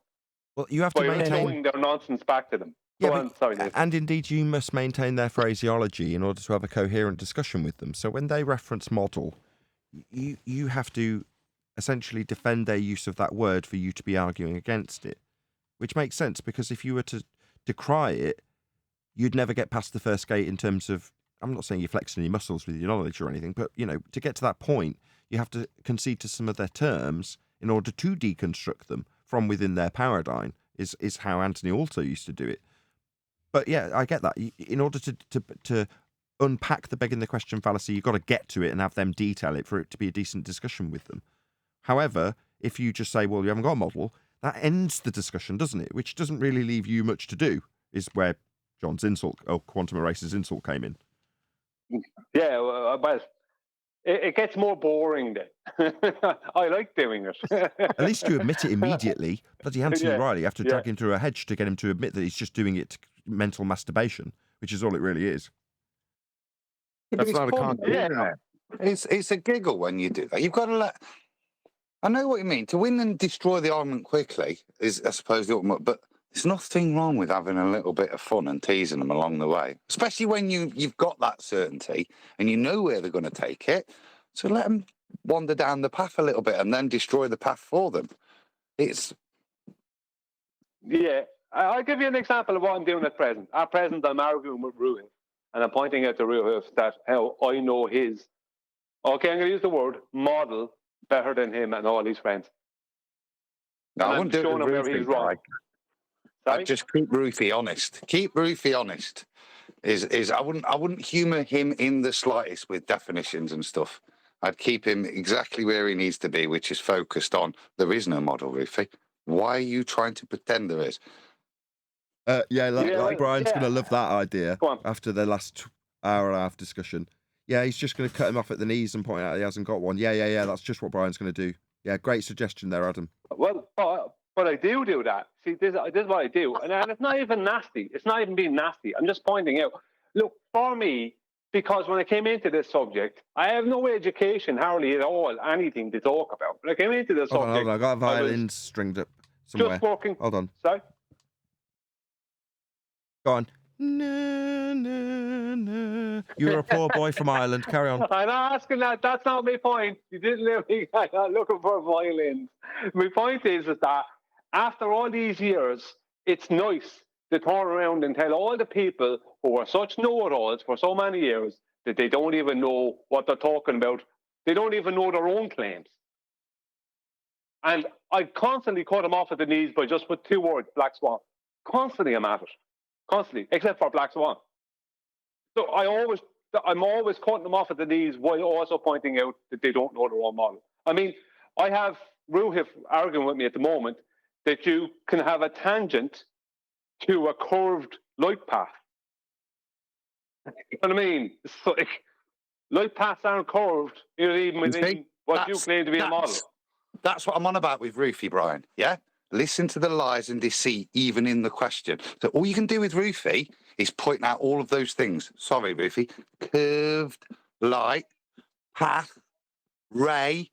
All you can do is don't humour Rache because he's trying to get you to accept ray or path or whatever.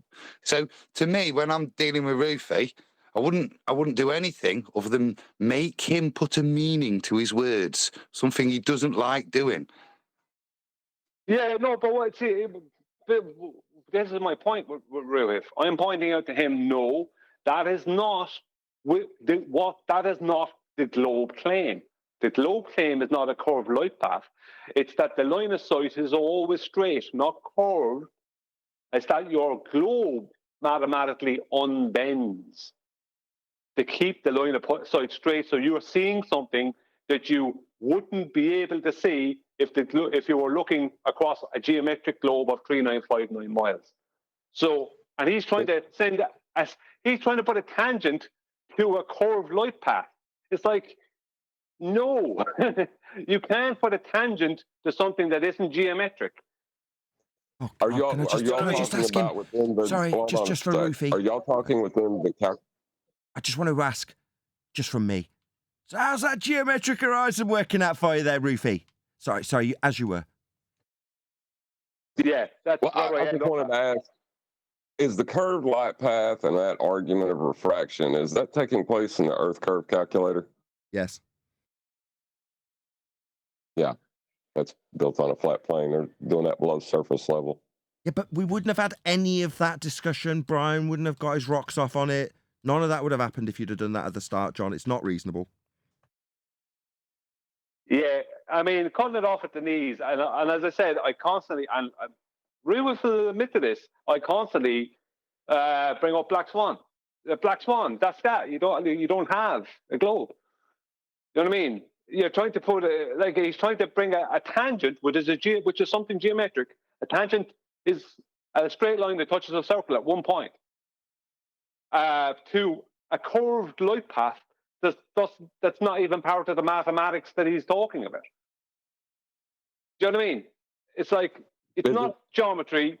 You don't have a curved light path. That's the whole point of over 6R. Anything over 6R within their globe is not a curved light path, because they have to imagine it as they're seeing around the globe. It's like, no, the globe is always an arc length of differing degrees. That's all the globe is. It's not even a circle, because there's always I have a question, Brian. 7/6R.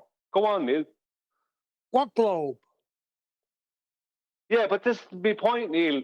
What globe? If you just listen, you said I have a question, but if you were listening to what I was saying, you wouldn't even have to ask that question, because what I just said just before you asked that is their claimed globe is always just an arc length of differing degrees, because they always have at least a 7/6R added in, and then it goes up from that. They have never less than 7/6R. They only have an increase from 7/6R. Now, it's hardly, I've never even seen an observation that matches a 7/6R horizon. Just as a straight line distance. Just 1 second, as a straight line distance. The point is that they have an arc length. They don't even have a circle.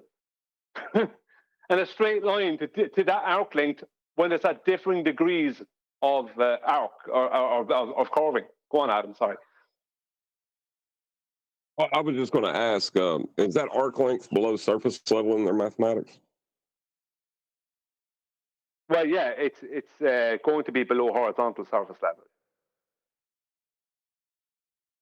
I mean, what better way to prove a radius than take a radius and put it in an equation and change it in order to prove the radius you just changed? It's great. You put that in an equation, though? Like, what is the equation? This little 7/6R nonsense they put. But doesn't he 7/6R require a globe? I don't understand refraction. Require a globe? You mean require a flat plane? Did you write that? You need a flat plane, Neil. You said, doesn't 7/6R require a globe? Did you mean to say, doesn't 7/6R require a derivation from a flat plane? Is that what you meant to say, Neil? No, I meant to say to even say that. Does that come from a globe? I know it's flat. Yes, I got all that. Take the cue, Neil. Yes, you didn't even flat Earth for that.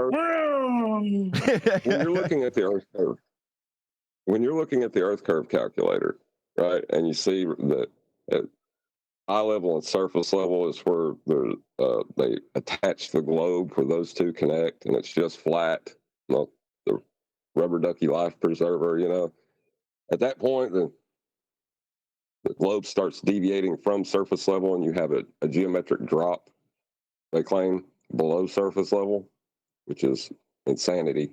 It's delusional. I wouldn't even call that math. But what they're actually describing... Go ahead, Adam. Just that sentence in itself is delusional, isn't it?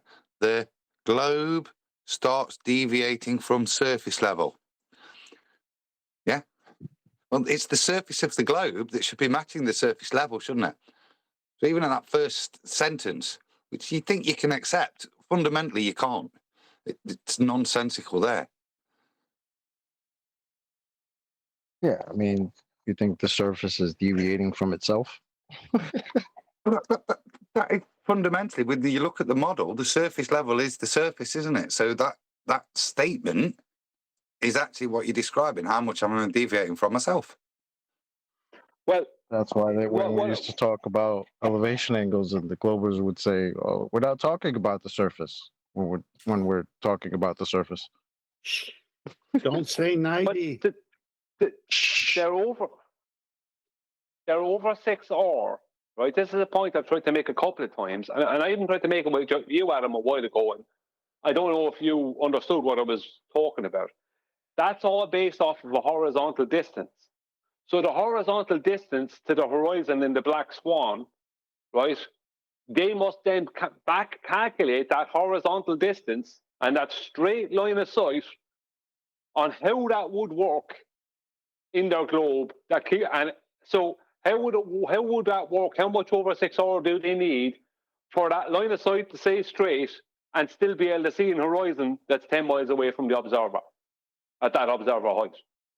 Now, you understand that because your equation of do you want to know what size ball you're on today, right?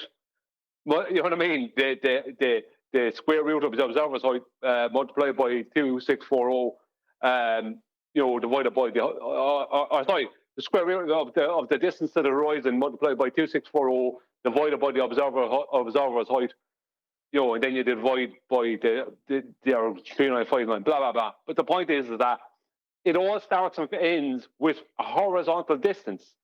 If you look up at their deviations from, let's say, 1 foot, from a 1 foot observer height, the horizon should be a distance of 1.225 miles.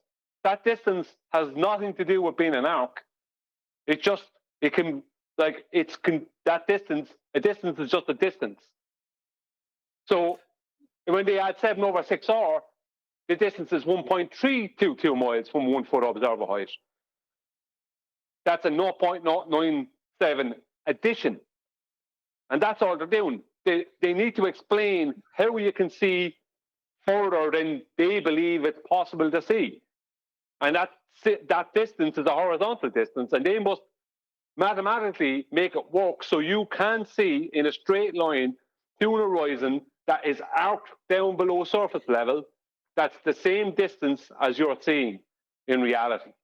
Brian, But that, do you remember? go on. Brian, do you remember that article that I posted many times?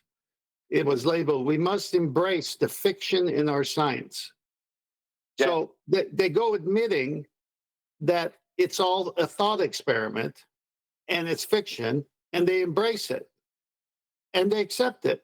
So what John is saying is he's saying there is no math for it.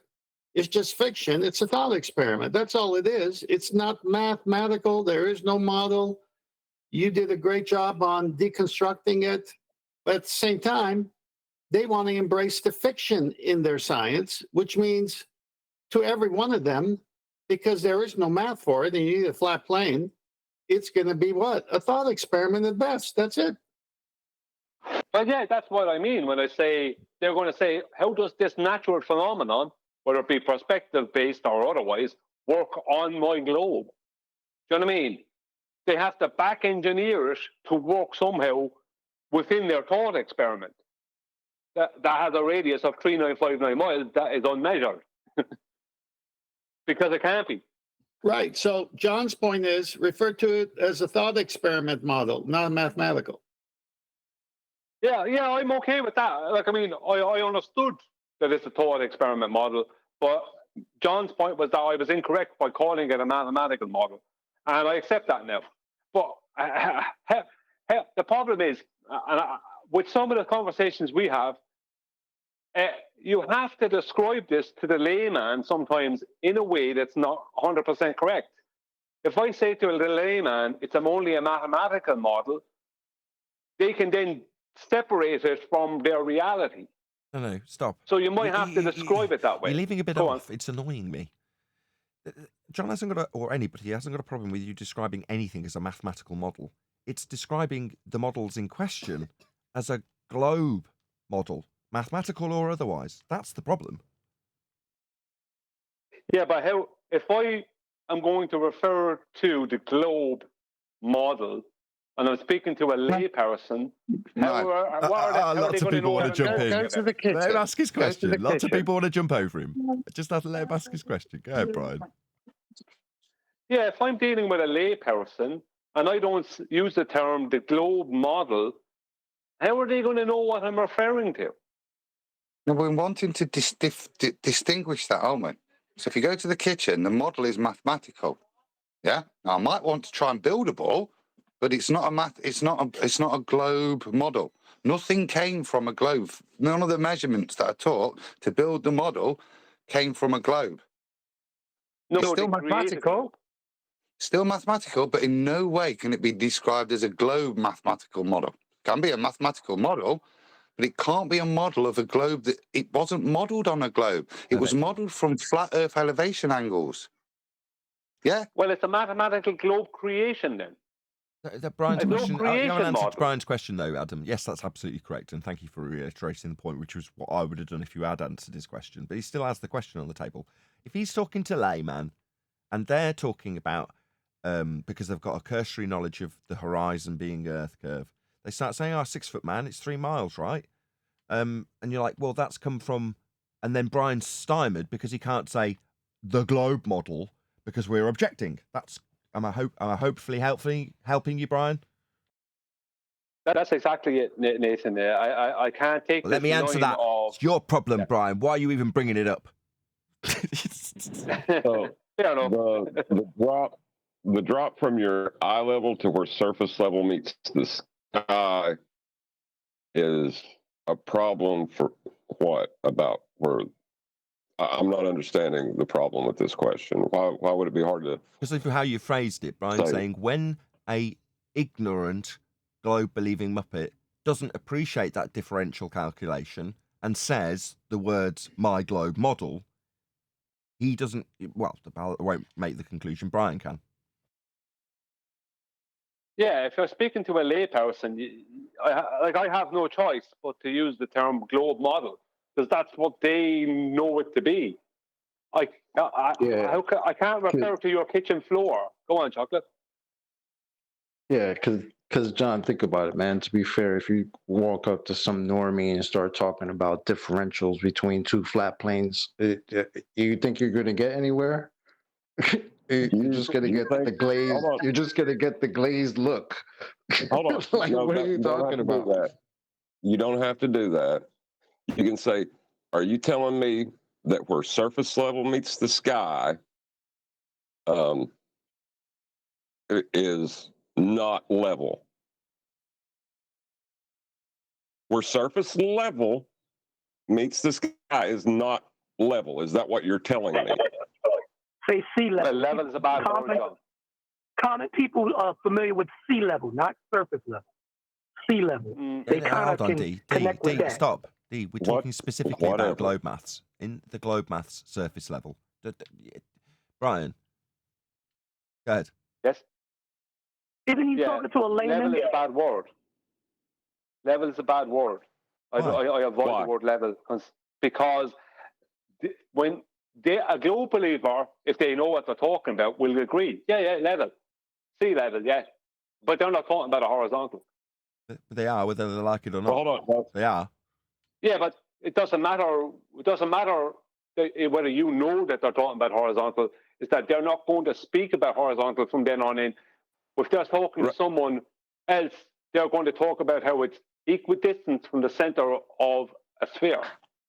Yeah, but that word might work better. That word might work better, though. Don't do that. Okay, Sorry, Chocolate, John, then go John. ahead. Chocolate, go ahead, then John. I was just going to say that word might actually work better for a layman, as you call them, or just normie, than anything else, because they don't have that background of it just means equidistant from the surface. They don't have that nonsense. Most normies just think level just means flat. Like I've gotten that glazed look when I tell them, you guys, when you argue this, people on your side argue that level is curved, and they just look at me like I'm the one with three heads. Hold up. And I'm like, nope. They shouldn't be arguing that because they're denying Earth curve mathematics at that point. So take them back to the Earth curve mathematics that they say is Earth curve mathematics. Surface level and sea level is a horizontal plane in that mathematics. Are you denying your mathematics? Yeah, some of them will. Well, then you go on. Hold on. Nobody's picking up what John's doing. Hold on. Why isn't anybody recognising that as genius? At that point, the rebuttal I've got is, they will deny it. What, deny their own bloody maths? Yeah? Well, then laugh at them and welcome them to flat Earth. Don't you see the genius in what John's put down here? Yeah, just 1 second. If I'm going to refer to the sea level, I refer to it specifically as horizontal mean sea level. So the word horizontal is always there. I never use level.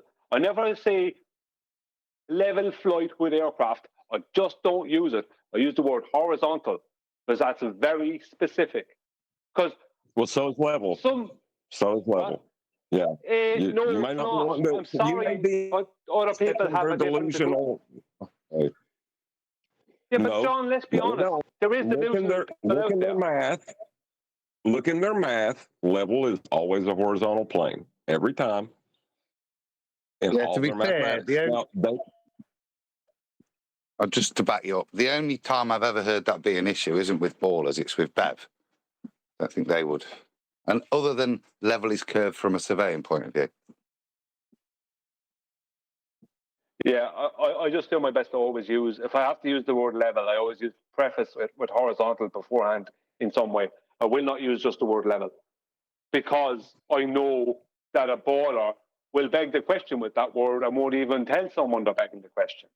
It's a synonym. So they're going to beg the question of, what are they going to beg the question of? That their mathematics is wrong, that orbital mechanics doesn't work? What are they begging the question of?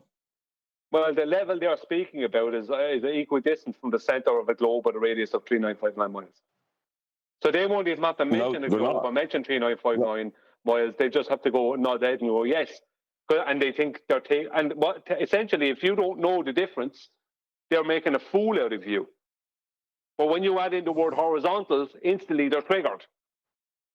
And that's how you weed out you don't have to add in the word horizontal because their own modeling, their own mathematics that you're saying they got has level as a horizontal plane. Yeah, exactly. Yeah, but Hold on. I'm missing something, John. They have more than one level. No, they don't. That's where I agree. If you're going to bend horizontal, is immediately overcome by taking them to their own geometric reference to surface level or eye level. And based on those differentials, that's what gives them the overall calculation and extrapolation of the globe beneath in that calculation. Well, those maths aren't globe maths, which is back to our original point. But when they try to deny or claim that you've got points moving to the center of a sphere Earth, you have to take them to their own references, because they, like we keep pointing out with all roads lead to a flat Earth, also require that axiom to hold true. They require horizontal to be level. I can get audio from BEVs where they are claiming two different levels. Not in their maths, they're not. Who cares what an individual on BEV says when their maths makes it explicit? It's required. Well, their maths has two different levels. No, it doesn't. It's got eye level and surface level. And they have an equidistance from the center. Yeah, but they're both level and they're both horizontal, aren't they? Yeah, but not the equidistance from the center. That's the point. That's the point. That's the point. That's the overcome for their assertion that level ain't level, or that horizontal don't mean level, or that whatever argument they put across that defies that axiom, you take them to their own maths and show them how surface level and eye level are requirements, and that they're horizontal, they're level. That's how you get around it. They require it to be level too. They have two different levels. I'm sorry for telling. I'm sorry. I could kill this with a circle of equal altitude. Radius lines aren't curved. But it's not. They do with curved radius. It's not to do with curved radii. Hold on. I'm talking about. Hold on, Brian. Go ahead, John. Look, people can say any stupid village idiots can talk, but you got to back it up. Now, to say level is curved is stupid. When their own mathematics, which we have demonstrated over and over again, uses level, surface, or sea level as a horizontal plane. Now, it's not their math, it's just the math. That's where the trick's coming. So there is no level is curving. That is not a statement they can make without denying the thing that they think is the globe to begin with. Yeah, but we're not dealing with people. But they're happy to do that. Logic. Yeah. Exactly. They're happy to do that shit, though. That's all right, give me a citation of somebody telling you, hold on, give me a citation of somebody telling you that the Earth curve calculator is complete garbage. No, they don't say that. They say level is curved, which comes with all that other stuff that you said that they deny their math after that.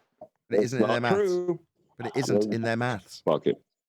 Sorry, John, I'm cutting you off now. Yeah, really sorry. Go ahead. It is in their maths. Yeah. No, hold on, Brian. Hold on, Nathan. Go ahead, John. One more time.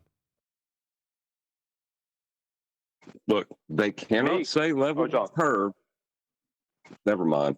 It's John. I want John. I'm rumpusing him. You're rumpusing Sorry, him. I didn't know if it was me or John you wanted to talk. Sorry. John. I'm sorry, John. Fourth time's a charm. Right. When they say level is curved, they are denying Earth curve maths, orbital mechanics, celestial navigation. They're throwing all of that out and saying that's garbage when they say level is curved, because it's not. But they use level as horizontal. They don't use level as curved. They never do. If you bite on that. Yes, they do. They the individuals. They the individuals as opposed to the actual maths. Yes. When they're talking about elevations on their globe. Yeah, but no, hold on. Stop. John's trying to say any idiot can say level is curved. I don't mind. Hello. That's where John's saying any idiot can say level is curved. But that is not when John just said they always must have horizontal and reference it level, he means the maths, as in if you're a true to the rhetoric globe earther comporting with their maths that's not a model of a globe because it's derived from flat planes, the horizontal principle holds true regardless of what some village idiot says. Mathematics I'll go after that. never ever claims and wouldn't claim, it's laughable for the mathematics to claim that level is curved. Curved can be level. I think I made it earlier. Any instances you see is with excuses in certain fields, like surveying. You might try to pervert that statement. But in mathematics, no. Level is level, it's horizontal, it's all the same thing. And never, ever in maths can curved mean level. Yeah, but there's the thing. In surveying, right? See, you have to understand something here. We're dealing with people who deal with the average layman. And they can show the average layman, right, how in surveying, the people who claim to be measuring the earth, right, that they claim, mean sea level is an equidistant point from the center of a globe. And all elevations are based off of that. And that's what they'll tell the layman. So they do claim two different levels. Eye level is a horizontal, right? It has to be for them to even attempt to do and make any claims about celestial navigation. But sea level is a curve. You're dealing with people who have more than one definition in their head for what level is. Right, but we're appealing to the village idiot. If they are a surveyor saying this, that's village idiot talk. They must demonstrate it.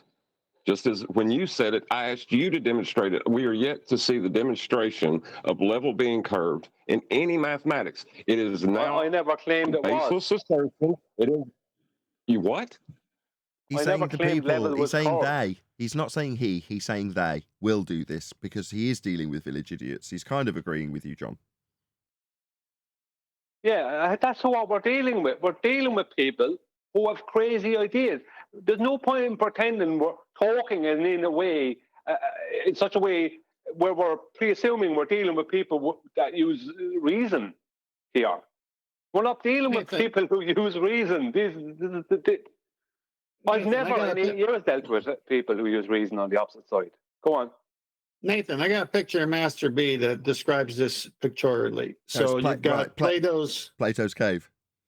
Yeah. So this is what's happening here. Brian's going down there with the they and trying to tell them, hey, up here, there's no such thing. And you could, I mean, the picture is a true dichotomy of people who've been fooled by the globe, meaning the people in the cave thinking that's reality, not knowing anything else. And the people above them realizing, man, how do I reach these people? How do I tell them that their mathematics, everything is false? It's not based on anything that's real. How do I reach them? And it's the case we have with everybody. I got family and friends who think I'm crazy for asking simple questions like John is putting out. And they say level is curved. And I go, what do you mean level is curved? 0 degree is not 0 degree? 90 is not 90? When does that change? Well, did you ever ask your family, why are you denying earth curve maths? The people that I talk to, I show them that. I show them that 0, 0, 90 is 90, and that's part of earth curves maths, and they're using the equatorial plane. That's never a globe. It never was a globe. The problem is the equatorial plane in earth curve. No, they don't use the equatorial plane in earth curve math. I want to go back to what Brian said. He said all their elevations are taken from the center of the earth. Can you go to Master B? You're going to bring up the oblate spheroid. I'm going to bring up Wiki. That's their alma mater that says elevation is not to be confused with the distance from the center of the earth. Yeah, but I know that. Right, but the average. Oh, hang on. But see, this is. I think my point has been missed here. I know all those things. I know you do.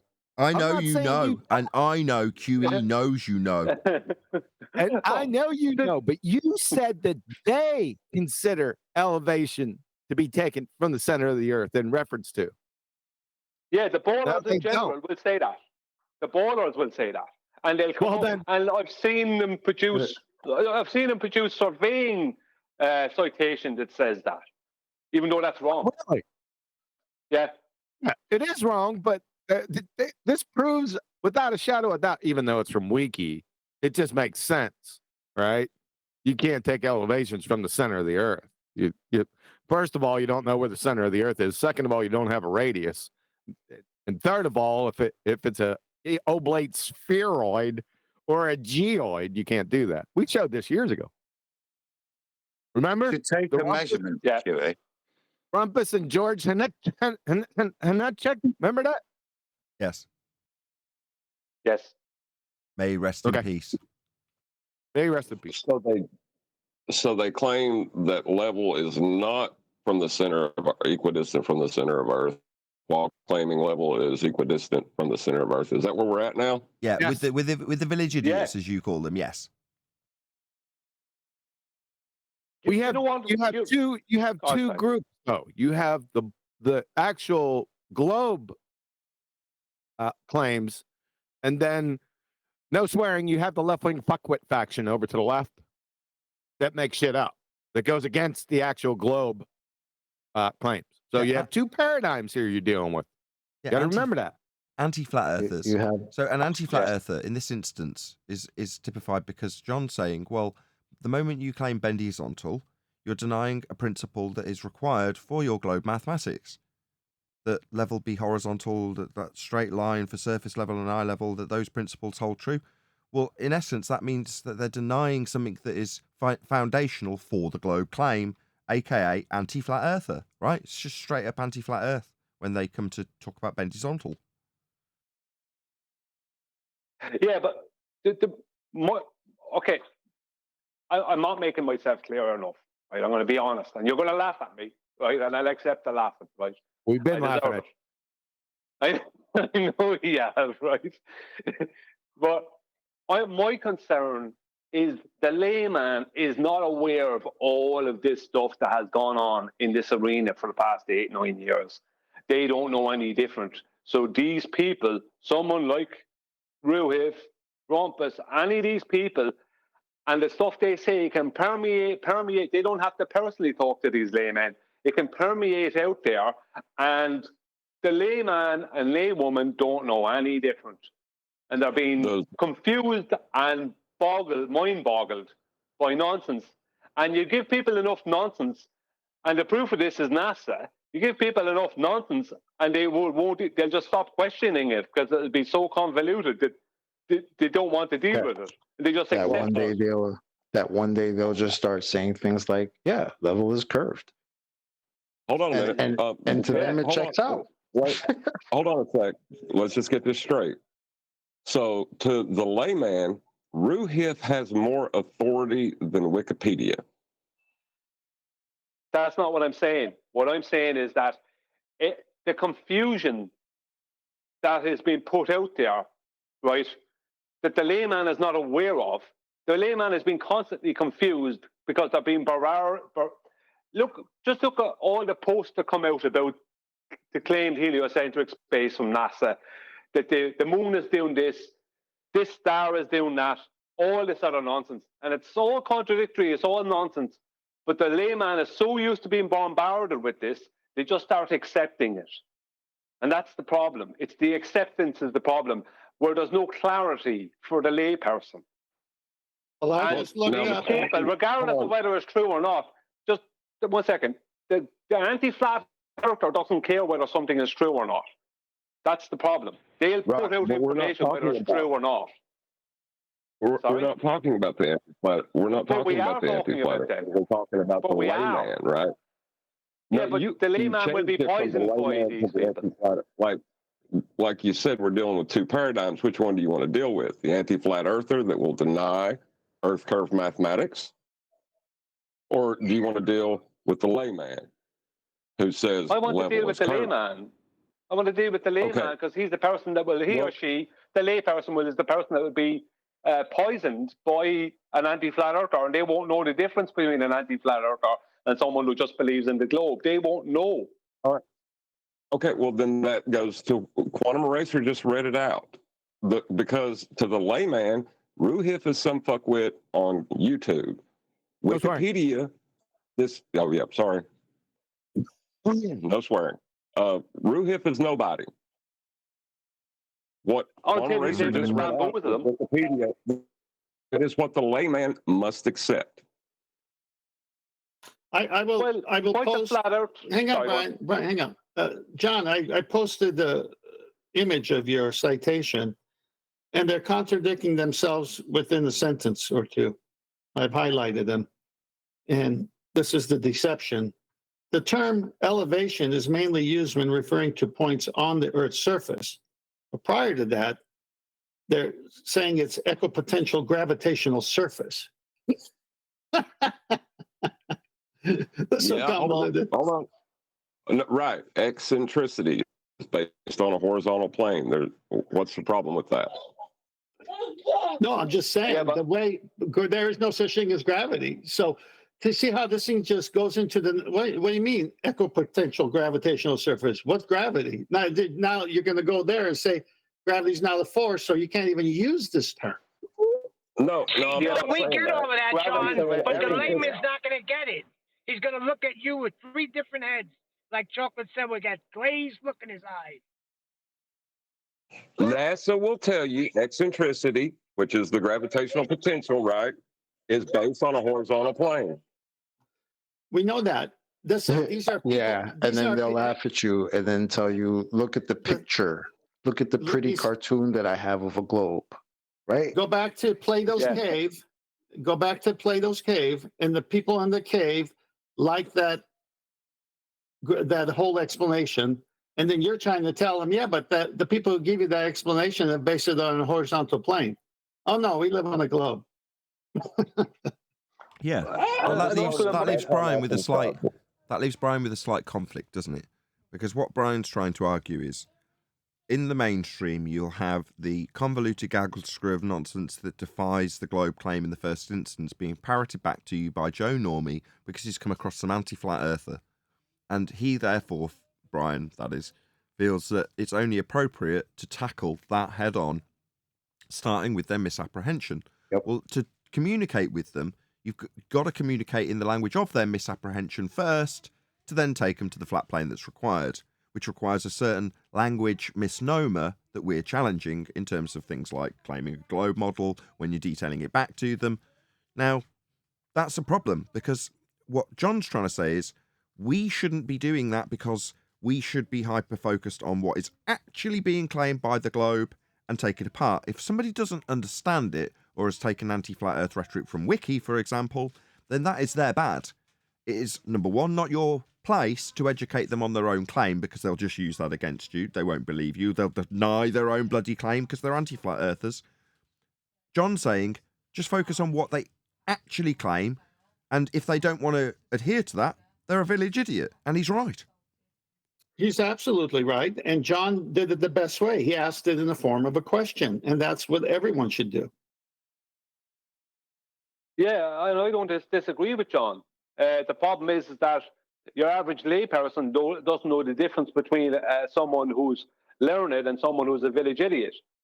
The average layperson will be bamboozled. And an uncle of mine used to use the phrase, sorry for the swearing, but bullshit battles brains. And this is what's going on. NASA, no swearing. This is what NASA have been doing for years.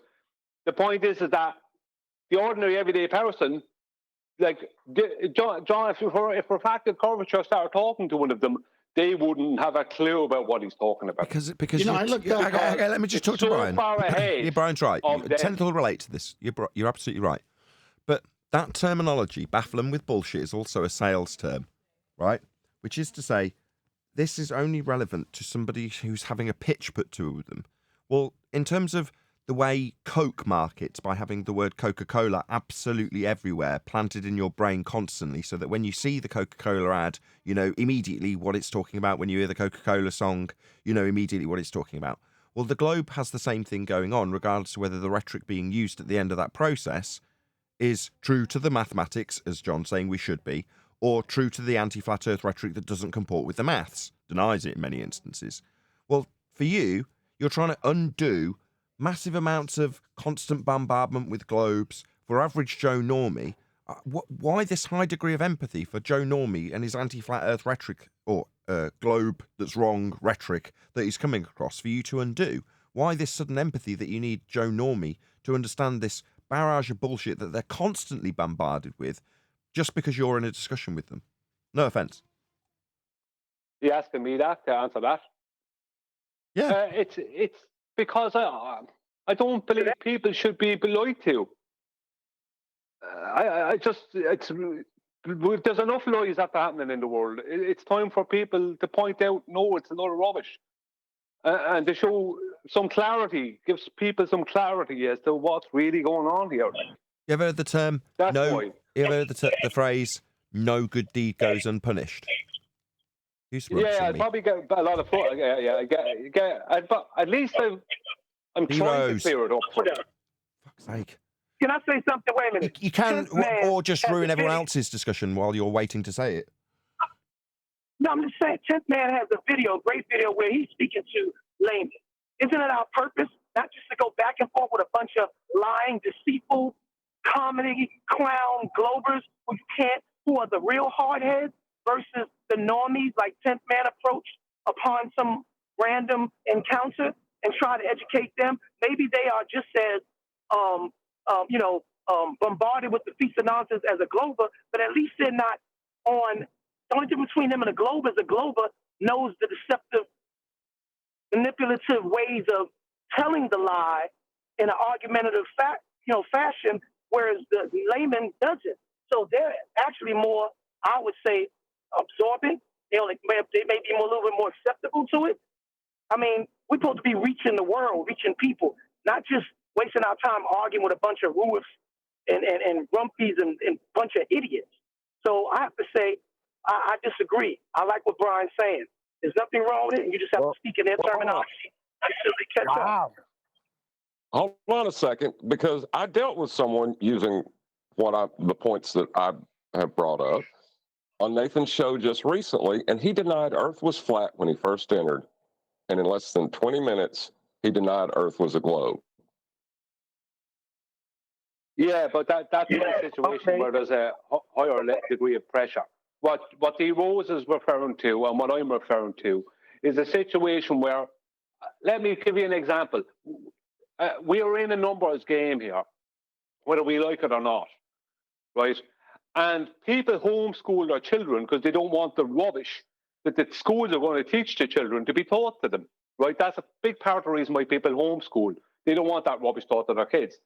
Well, we're in a situation where we kind of have to homeschool, whether we like it or not. It's going to sound a bit disrespectful to the average person, but we have to homeschool these people because otherwise they're going to be schooled and are being schooled by brother lawyers and crazy people. People who are just crazy believers. They don't have to be lawyers. They just have a crazy ideology. It's a religion. It's the biggest religion in the world, and we're trying to show them it's not reality. It's the religion. You don't have to be involved. One of these religious zealots came into Nathan's show. I asked him, I think, 5 or 6 questions, and he went from denying Earth was flat to denying it was a globe when he left. Now, did I confuse him?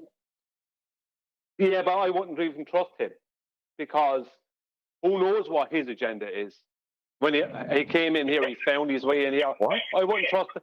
I have very little trust for anyone. Just 1 second, D, let me just tell D off. D, when you open your mic, that's it. Nobody can hear anything. So while you're just sat there thinking, I'm going to wait for my turn to talk with my mic open, nobody can hear anything that's being said from that point forward. Please don't do that. Okay, I'll make it quick. I don't trust anyone who finds their way here and comes in, well, it's a globe, and then, oh, well, it's flat. I don't know what their agenda is. To find your way here takes a bit of effort. Don't forget. So I'm not talking about that person because that person's not the layman. They found their way here.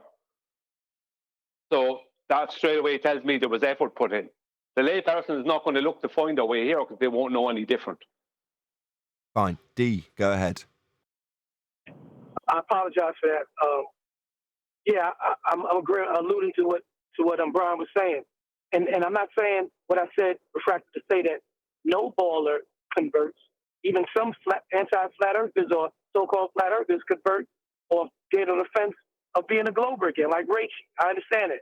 But then again, like y'all said, who cares whether Rache went to the other side? But I do care that my children, other people, other adults who have the potential, what you call the equipotentiality of a glober that came in here and was converted by refractive, to be able to hear the truth and think for themselves, study like the way 10th man did those 3 gentlemen, and then hopefully they can plant seeds.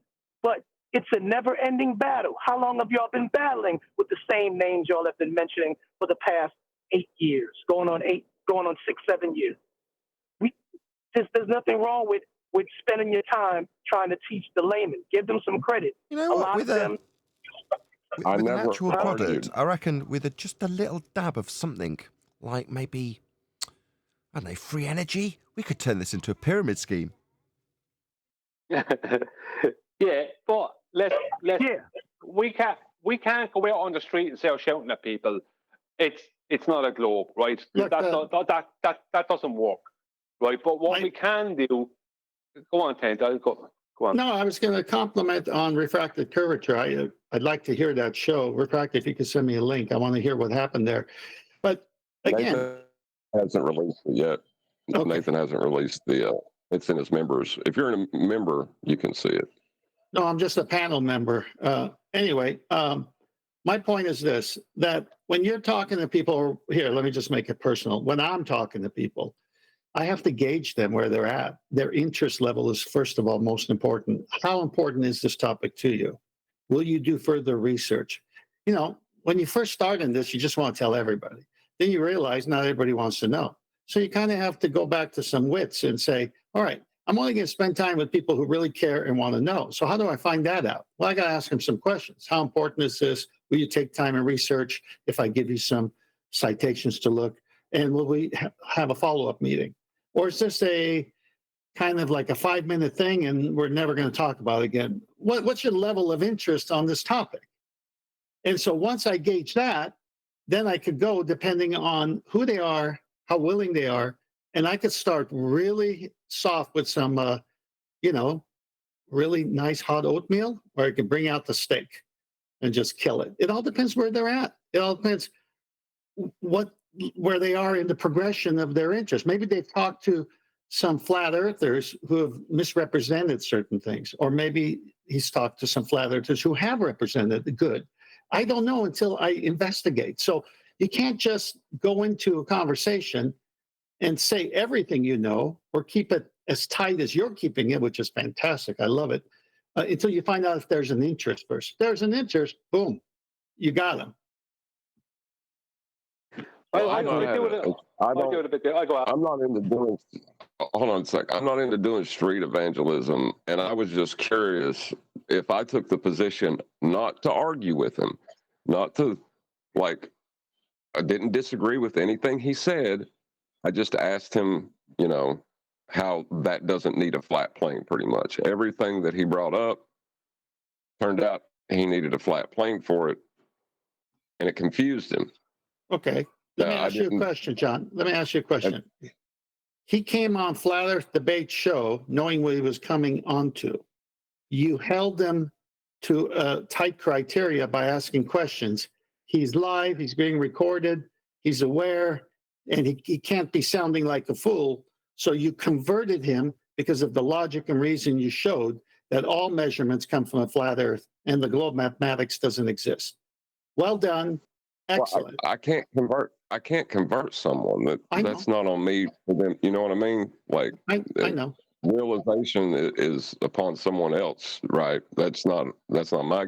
I didn't argue with him because there's no argument to be had. There is no argument for a globe.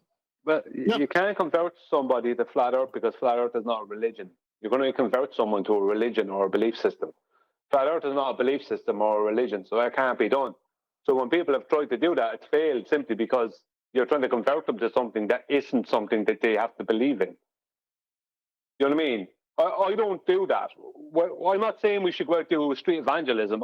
What I've dealt with people that I've spoken to, normal people, out at the beach over the summer, And there's this one couple, and the lady of the couple, she's kind of learned. She's educated enough now, this lady, whoever she is. And she brought up a couple of things, and I didn't go jumping on her down their throat about flat earth. I just might correct her on something on gravity. I might say, did you know that blah, blah, blah, blah? Or I might ask her a question. And what is that? And she might, whatever she might bring up, and she'd go, well, it's blah, blah, blah. Are you sure? Because blah, blah, blah, blah, blah. And she'd go, really? I'm like, yeah. And I wouldn't jump down her throat more than that, because then at that point she's uncomfortable around me. But the point is that the point I'm trying to get across is that we have to accept that people like Ruhif, Rumpus, and all this rubbish they put out there is permeating out into the general everyday public, and they don't know any different. It's like a virus they don't know they have. And they But that's a good thing. Hold on. Yeah. Go on. You're telling me that that rhetoric that opposes the globe claim is spreading out into everyday awareness. That's what you just said. How's that bad? Yes, because that's the only way you can argue for the globe. That's why the anti-flat earthers argue that way. No. Right. Why are you arguing with them? Why would you argue with them, though? They're arguing with themselves. Let them do that. What I'm saying is that Sorry, Chocolate. yeah, the anti-flat earthers, they argue against their globe claims to try to prove their globe, right? Yeah, now you're saying if the average layman comes across these people and says, why are they making these arguments that don't make sense? It's because those people aren't arguing for the globe. They're not debating. They're just a normie person that's just paying attention to it now. Now, at some point, if they start defending it, they'll end up agreeing with some of these things that these people say. So somebody who would never say level is curved, at some point in this argument, they would have to say that, right? They know it's ridiculous, but in order to argue for this globe, which is ridiculous on its face, you have to say ridiculous things. And they choose to do it. What I'm saying, though, is people who say that level is curved and contradict what the Earth curve calculator is claimed to be doing. And they say that's garbage because that surface level is actually curving. This is garbage. That's crap mathematics. Just throw that out. Do you think that's beneficial for people believing they live on a globe? No, and then that's when they'll hit you with the, oh, you just don't understand, right? How long have they been saying that shit? Yes, the village idiots. That's right. Mathematics. You're just hold on. Hello, hold on.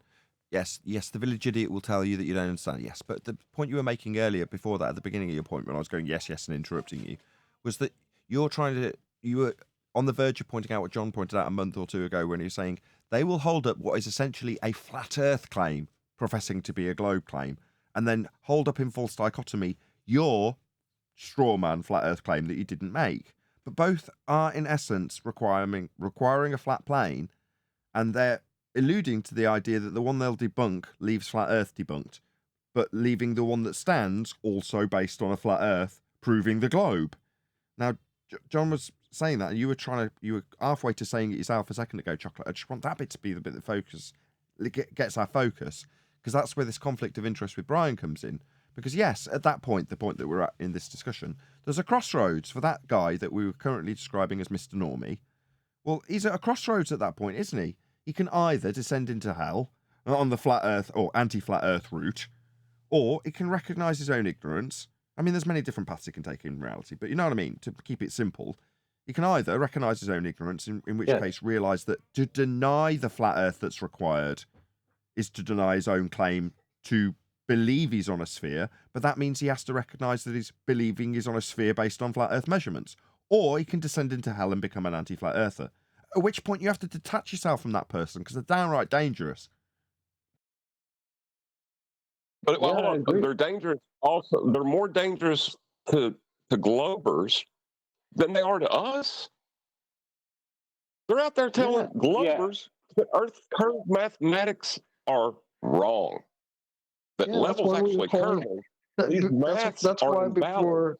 That's why before we were calling them the anti-flat earthers, we were calling them heretics, right? They're the heretics of their own globe religion. Right, and that is not helpful but see, that's not helpful. Let them. It's hilarious. They're going around destroying their own religion. Let them roll with it. They're idiots. Go ahead. Adam was trying to say something a minute ago as well, but he didn't come back. Maybe he's back working. I don't know because he normally has. If he's going to say something, it's normally pretty poignant. I'm just going to bid goodbye. I'll see you guys tomorrow. Great talk. Excellent points. See y'all mañana. See you later, 10th. Well, if you can get Adam's attention has been got. Go ahead, Adam. Go on, Adam. I'm not sure what I was interrupting on there other than probably just to agree. That was it. It was just to agree with chocolate. If you come to the point in the discussion, and assuming we're talking with normies, yeah, that have whatever rhetoric, not an anti-flat earther, if you can get them to the point, and this is why I wouldn't be starting to make silly statements other than level is level. If you can get to the point of discussing ball-nomics with them, eventually to reconcile it, they're going to have to come out with the statement that level actually means curved. And it's at that point you can laugh, isn't it? Especially if they're a normie, because they're going to realise they've just said that level is curved. And at that point, you've won, really. They may not show it yet. Yes. Yes, I've had, like, my job where I used to work, I would have people that I would tell, like, there's a guy that used to do construction, and we started talking about it, whatever. And at one point I told him, I was like, there are people that argue for the globe that will straight up tell you with a straight face that level is curved. And he just looked at me like, what do you mean?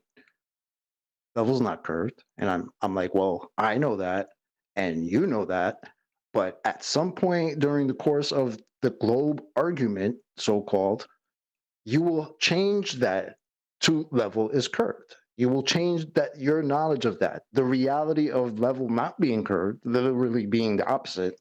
You will say the other one. And he's like, no, people don't say that.